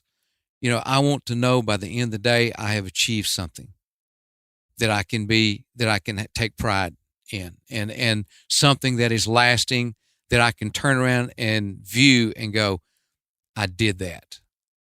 And that's just the way I'm built. It's genetically coded in me. My father was that way. He worked too much. He was a workaholic. He was just an old cowboy. Born in 1918, worked through the Depression, was hungry, and he knew he had to work. And I was told by the old timers that he was a hell of a horseman. He rode the rough string at some of these ranches, rode their bad horses. He was just cut like that. And that's just the way that some of us are. And like yesterday I had the grandkids there, but I wanted to take a break and go out to my shop, and I built a coyote call, and I felt great. I felt wonderful. I went back to the house and I went, I have achieved something today. I built a coyote call that is so good that I'm putting it in my personal collection. Yeah. That's yesterday. That was yesterday. Yeah, when I came up here the first time, we were over there at the Spike Box Ranch, and you came out and you had your book of all the coyote kills, and we looked at that, and I thought, I've never seen. I mean, these are, how many notebooks are there now? 1, 2, 3, 4, 5, around 5 or 6, 7, something like that. And to describe what this looks like, this is a stack of old to new. Right. Some of them are held notebooks together with gray tape, the old dusty, dirty duct tape, dirty, bloody. And it's essentially a row of columns, and you wrote, you can tell me, but where? Yeah, I put the date, the location, the rifle, the distance, if it was running or walking, the age, the weight, the gender, the weather conditions. If I called him up, the direction he approached in, the direction of the wind, and then comments. Was he in good condition? Was there something wrong with him? That type of thing. And so you can flip through, and I remember first time you did flip through and be like, oh, there we go, 69, me and old Bob Waters. Right. Making that up, of course. Right. Winds out of the north, 8:30 Exactly. a.m., this coyote approached up this little arroyo, and we shot him at 20 yards. And I've taken my notes to a statistician, and he has gone through, bless his heart. Wow, that was a job amassing all this. I had to go through all my notes and put them in order, and then gave them to the statistician, Neil Wilkins, and he came up with all this data, wind direction, average wind velocity, average weight. Do male coyotes answer a call more prevalent than a female? Blah, blah, blah. And then I went in and then sliced this into time frames and figured out, the percentage of coyotes that would come upwind, downwind, crosswind, the average distance they were, the average male and the female, what the ratio was, and broke that down. And I keep that, and now I do that each year. And I just finished my last season just a few days ago, and I'm going, this could get old real quick. The hell have I been doing all these years? I know, my God. Get the calculator and sit there pecking in numbers and go, I thought I threw this in 1974 when I got out of tech, and statistics. I love it. But yeah, it draws me back to this. When you see it, folks would ever see that book. It's just this exceptional display of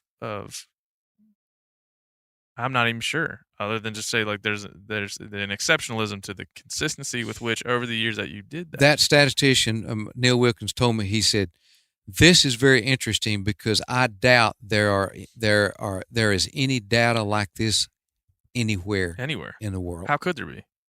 He How said, could there this is possibly one be? of a kind. Yeah. There couldn't the range of the coyote where it's lived for that many years, because they've been certainly been spread around in the recent years, but they weren't always spread around this country. Mm-hmm. the amount of years where the coyote lived and the amount of times that you recorded the coyote. Right. It's crazy. Couldn't be. And when I started it, the first note that I ever took was October the 17th, 1965, when I shot my first one. And all it was a card, a little fold-out card that you would put in a file, and it had Wyman Meinzer killed a coyote.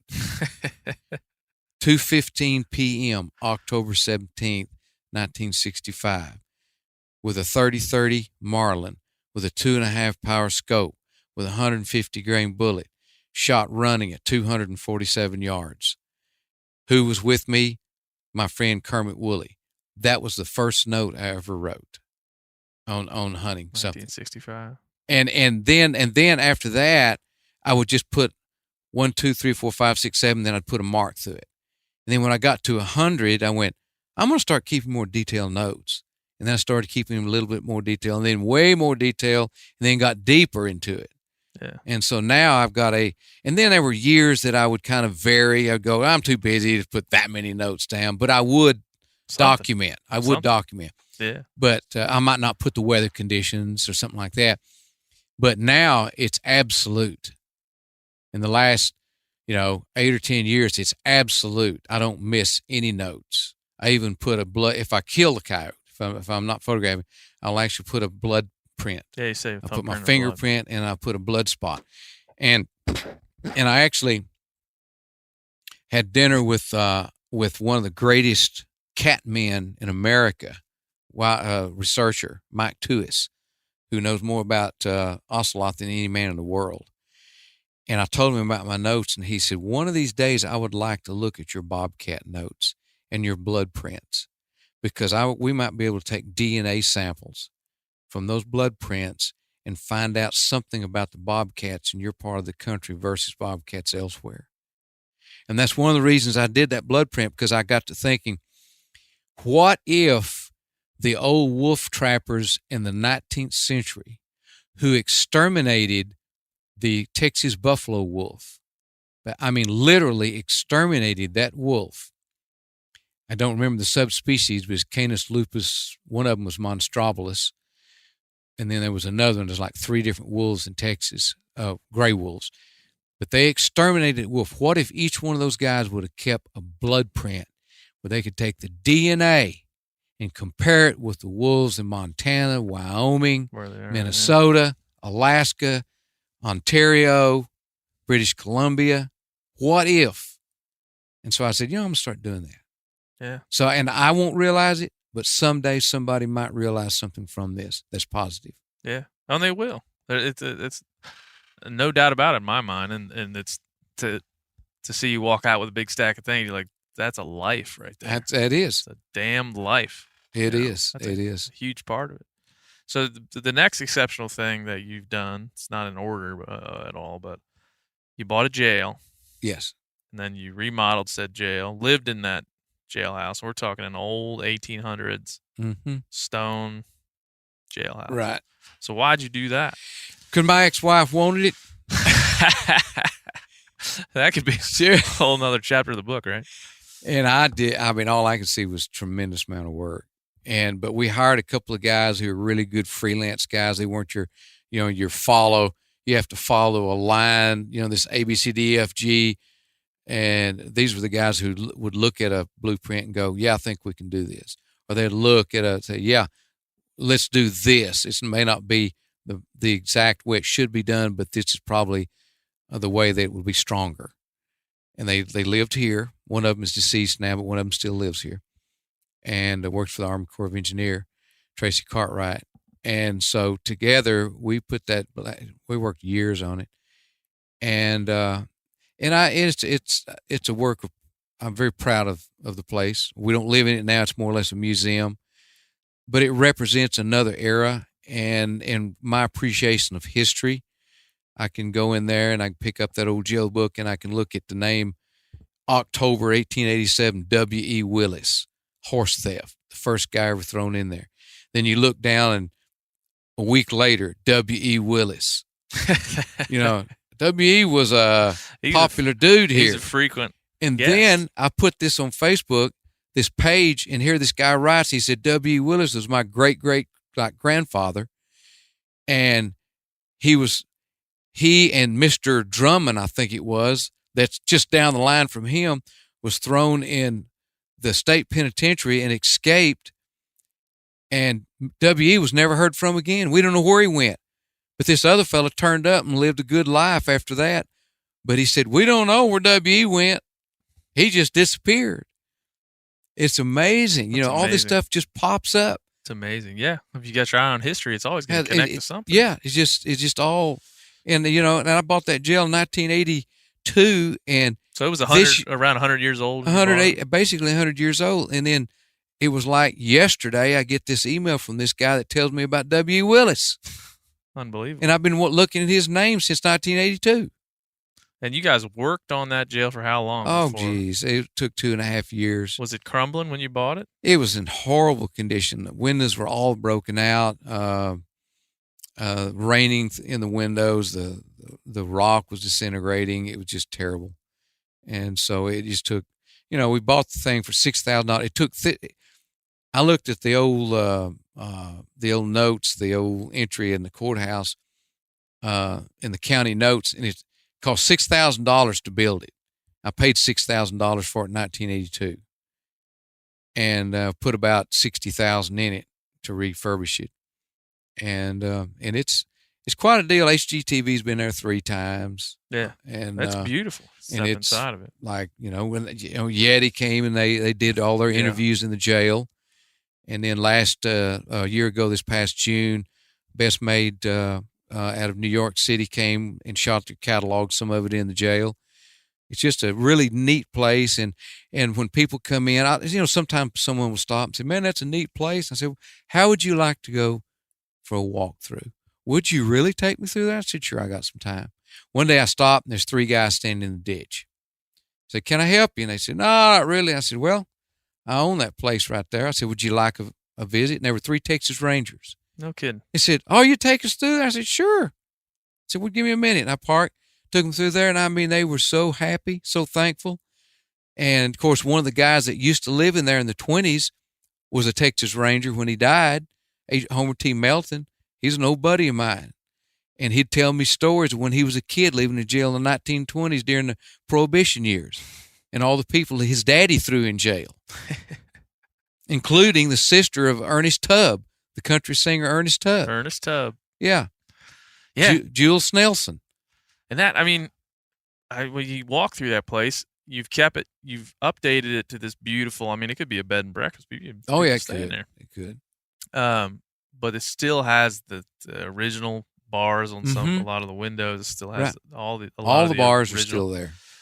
And so it just has this. It's much like, I think it's kind of like the way you lived your life. It's like this, the beautiful representation of who you are, your creativity, but it's has respect for what it is, respect for the history of that building and what it means. Right. And so it's another, I say, like another example. The other example is you and your brother Rick build a dugout. Right. The Antler Creek dugout. Antler Creek dugout. Probably took a few years off your life in doing so. That came from our appreciation for the life our mother led when she had to live in a dugout when she was a young child during the Depression. And a dugout is essentially just a hole. That's a hole dug in the back of the bank with a roof put on top of it, and the roof covered in dirt with a stovepipe sticking out the top.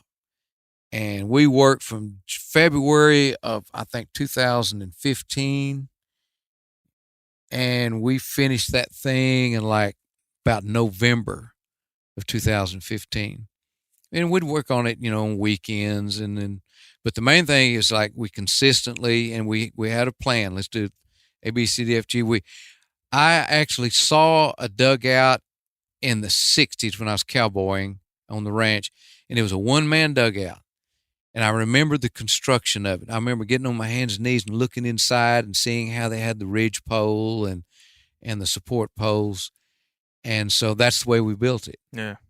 And it's built to stay. It'll be here for a long, long time. We built it to last. It wasn't something that might crumble in 5 years. No. You can tell when you walk up to that place. And you guys cut how many trees, dug for how many days? You just... there were days we would go cut cut red cedars. We traded a case of beer for a bunch of red cedar trees.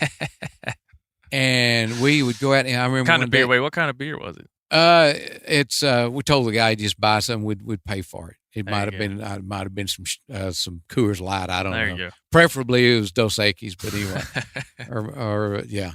But anyway, I remember one day it was dove season, and we had 102 degree day. The wind was blowing. God, it was hot. We were out there cutting those things.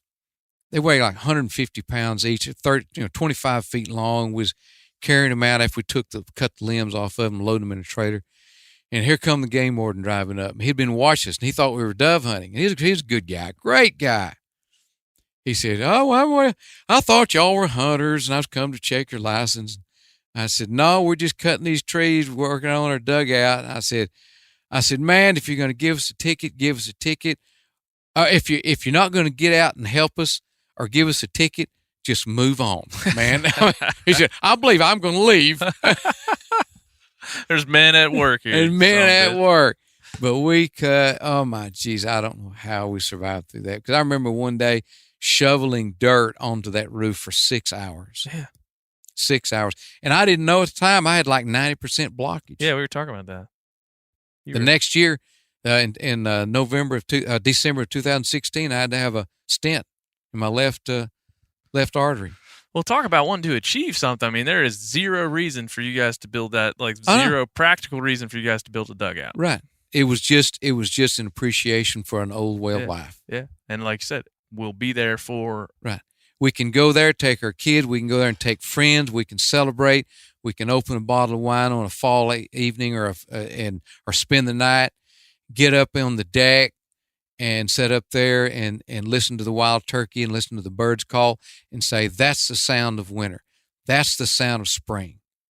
That's the sound of fall. That's the first geese I've heard come in. Those are the sandhill cranes. That's the beginning of autumn. And just talk about that. And that takes us back to when we were young and when we lived a quarter of a mile away where we were raised, when we used to walk down to that same spot and hunt like 50 yards away with an old sawed-off 12-gauge shotgun that was held together with copper wire that had bulges in the barrel where people had shot with something in the barrel, and dangerous as heck, but that's the guns we used, and reminisce and have a good time. Yeah. Well, that's where you are. I'm sure it's your life now. In that Yeti film, you said you got to be at A, and arrive at Z. Be at Z. That's right.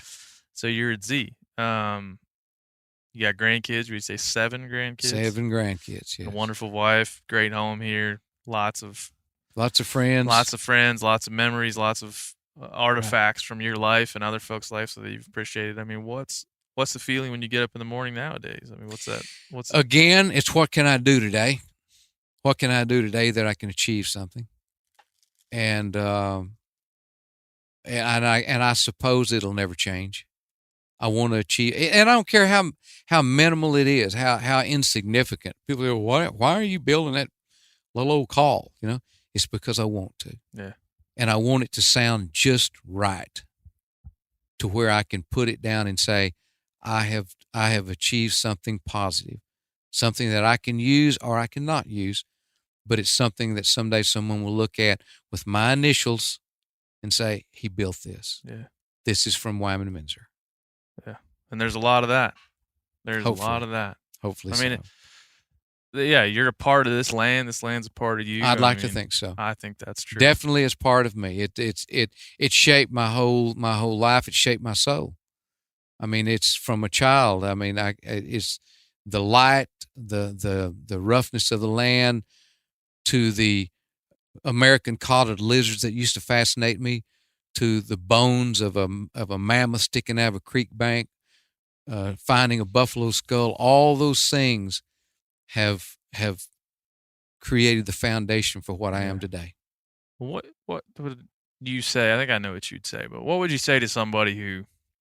Because I think there's a lot of people that listen to this particular program that maybe are 35 or 40 or 25 or just are curious about hunting, just starting out. Mhm. I've met a lot of them. I've heard from a lot of them via email. I've heard from a lot of them on messages from different platforms that are curious about hunting, getting outside. They're new to it. They're not children. They're adults. They've fully formed a lot of their opinions on the world. But now they're kind of going outside with this newfound motivation to discover everything that they've never known. This wild places that you grew up in, that you were lucky enough to have been presented to you when you were just a little one. What would you say to those folks that are going outside? When they go outside, what should they look for? How should they think and process? Try to be as close to the land as possible. Don't go and sit in a blind. Don't go stare mindlessly at a feeder.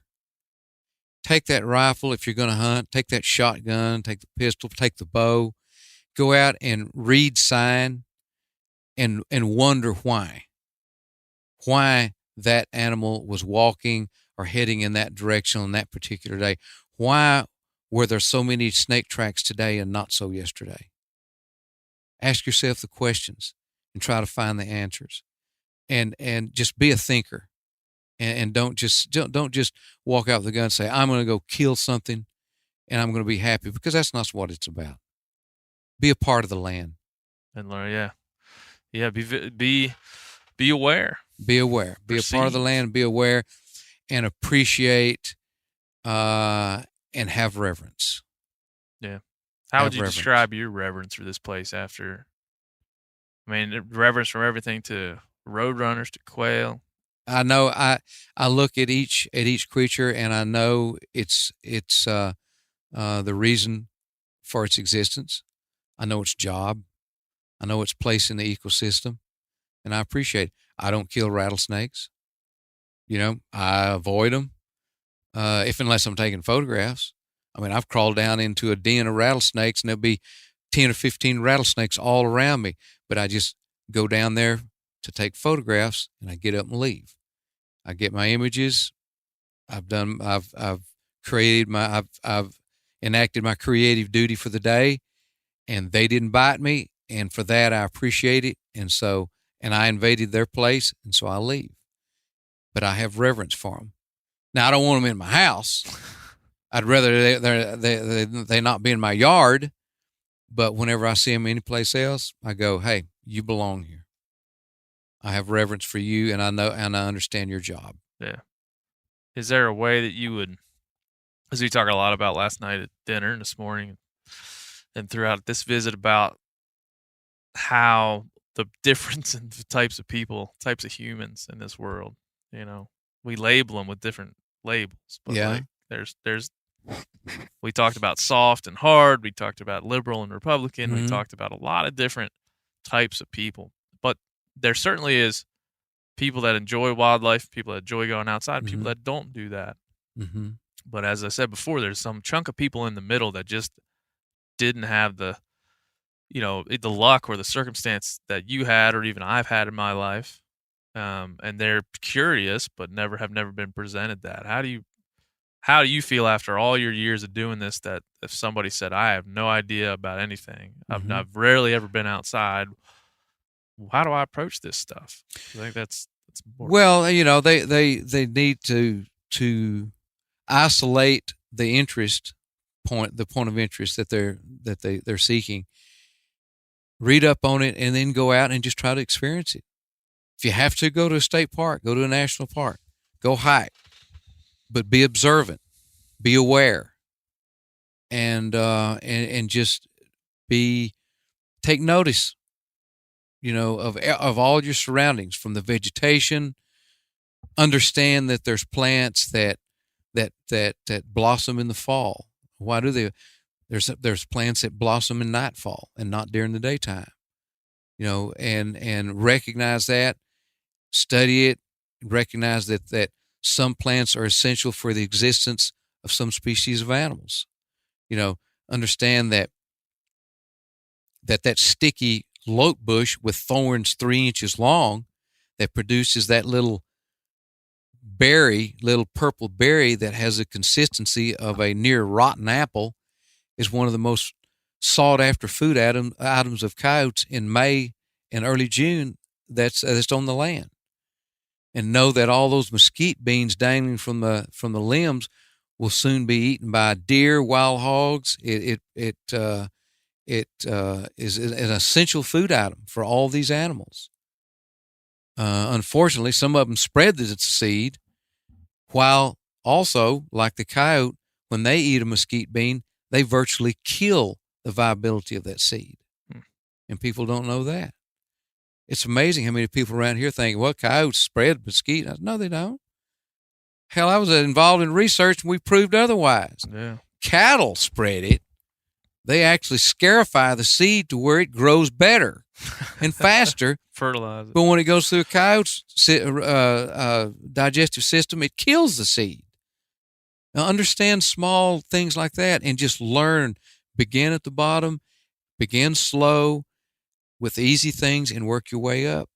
It takes time. It's taken me 67 years to get to this point. It's not an overnight thing. Yeah, I think that's with people that are either new or trying to get into this thing. That's what it is. It's a discipline. Very disciplined. And it takes time. Takes time. I see that a lot in people, in, like, say, for instance, writers or photographers. I see that a lot in young ones, very young ones just starting out. They want to go from A to Z, not A, B, C, D, E, F, G. Yeah. That's not the way it works. It's very disciplined. You have to go through the stages. And otherwise you're going to be a flash in the pan. Yeah. Yeah, that's hard. I mean, today you have this, you have the internet. That's this wealth of information, but it's also this wealth of perspective where you see this guy's doing that, this guy's doing that, this guy's doing. You get lost in what everybody else might be doing and forget that you have to train yourself. Stick to your own path. Stick to your path and understand that if you have a passion and you follow it, you'll get there eventually, but you're not going to get there tomorrow. Right. You just struggle a while, but that struggle's damn good. Struggle is worth it if you stay hooked. Yeah.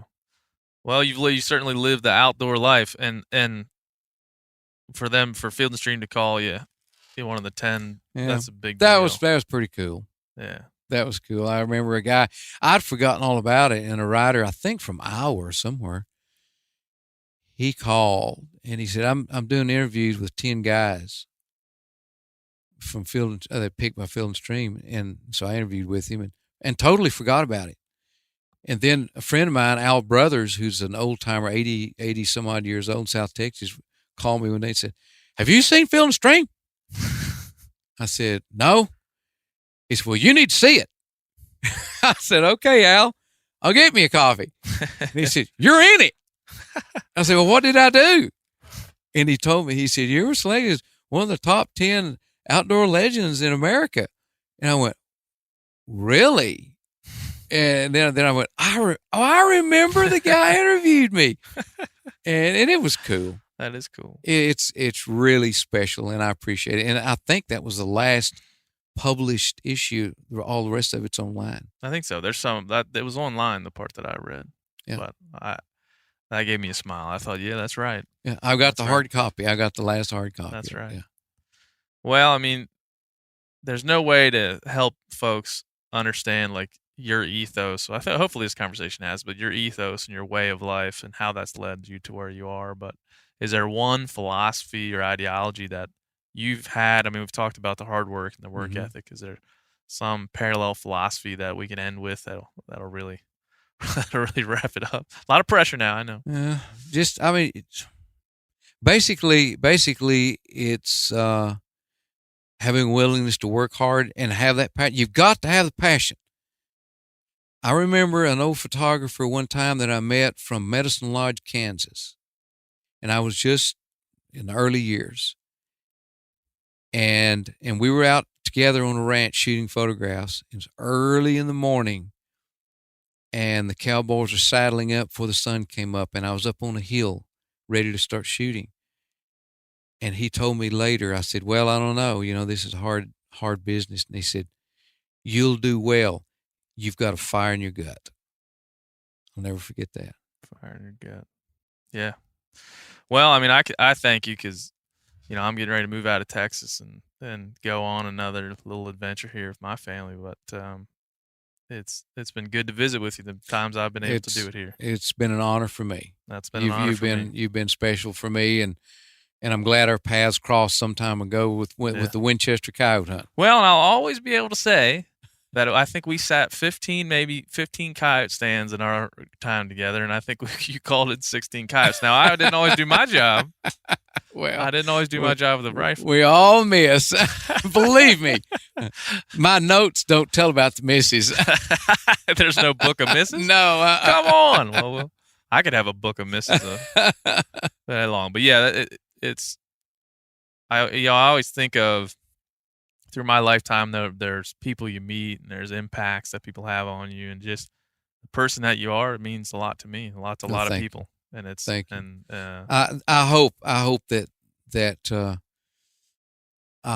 that my story inspires, because as the older I get, the more I realize that it is important to share a story that will give people inspiration, because too many individuals I've met over the years have a story of sadness, especially in the end years. Yeah.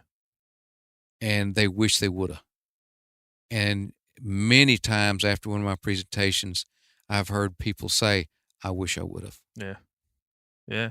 I mean, if you fill your cup up with love and passion and hard work, man. Treat other people good. Be fair with other people. That also is very important. You know, and it will be reciprocated. Yeah. And if you want to really kill coyotes, then just give Wyman a call and get one of those one of them hand-carved open reed. Yeah, we're starting a new deal. I'm gonna actually send a photograph with each purchase, a photograph of one of my months at batch camp in the 70s, a black and white, old kind of a tintype version of me standing there with the furs, and also a note out of my kill notes. Oh, wow. Yeah. Wow. Copy. Yeah. That's awesome. Well, go. Yeah. Is it WymanMeinzer.com? Is that where you go? WymanMeinzer.com. I'd go there if I was somebody. If you're listening to this, you ought to go there. I hope you'll come and visit. All right. Thank you very much, Ben. Thank you, Wyman. You bet. That's it. That's all. Episode number 24 is in the books. Thank you to Wyman Meinzer. Thank you to Texas. Thank you to the folks of Benjamin, Texas, for having me, feed me your wonderful foods, and let me meet your native son once again, Wyman Meinzer. Wyman and his wife Sylinda are, I would consider, friends of mine, good friends of mine. Wyman is, for lack of a better term, a mentor to me, someone who has taught me a lot through just the way he's lived his life, and taught me a lot through our own interactions. So if you ever make it to Benjamin, Texas, stop by. I'm sure Wyman will be happy to give you a tour of the jailhouse. I'm happy to show you his work and talk about his life, which is extraordinary. Until next time, when we continue our tour through Texas, we're going to talk to a man named Russell Cunningham. Russell Cunningham being a amateur archaeologist that lives near my home in Tropic Springs, Texas. And he has quite the collection of artifacts to share with us. So stick with us. In the meantime, thehuntingcollective.com, podcasts, articles, videos there. You'll find a lot of stuff. Hopefully you'll enjoy. Stick with us. We're going to keep this conversation rolling. Thank you so much for listening.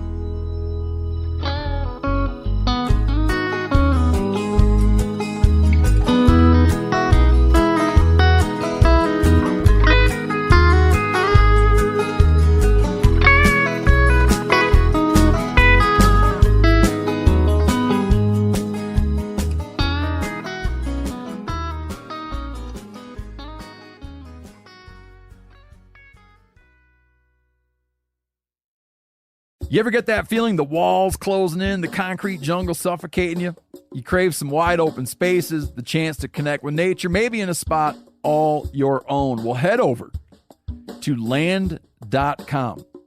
They've got ranches, forests, mountains, streams, you name it. Search by acreage. You can search by location. You can search by the kind of hunting and fishing you're dreaming of. Land.com. It is where the adventure begins. After 3 years of work, our follow-up to the Meat Eater Fish and Game Cookbook is here. It's the Meat Eater Outdoor Cookbook, wild game recipes for the grill, smoker, campfire, and camp stove. Here is your book for everything that's best cooked or eaten outside. From grilling to open fire cooking to Dutch ovens to smokers to barbecue to backpacking meals to how to pull off the perfect fish fry, with pit stops along the way for lessons about Ice Age cooking methods and the best 5 ways to construct a cooking fire you can be proud of. And of course, we're focusing on wild game and fish here with over 100 recipes, including stuffed venison burgers 3 ways, wild duck with ahi verde sauce, a jerky made with cola, a gin and tonic made with fire-charred lemons, and grilled frog legs made with a sticky sweet sauce. This ain't your normal cookbook, so be prepared to be surprised. Get your copy now. For more info, visit themeateater.com or buy it wherever books are sold.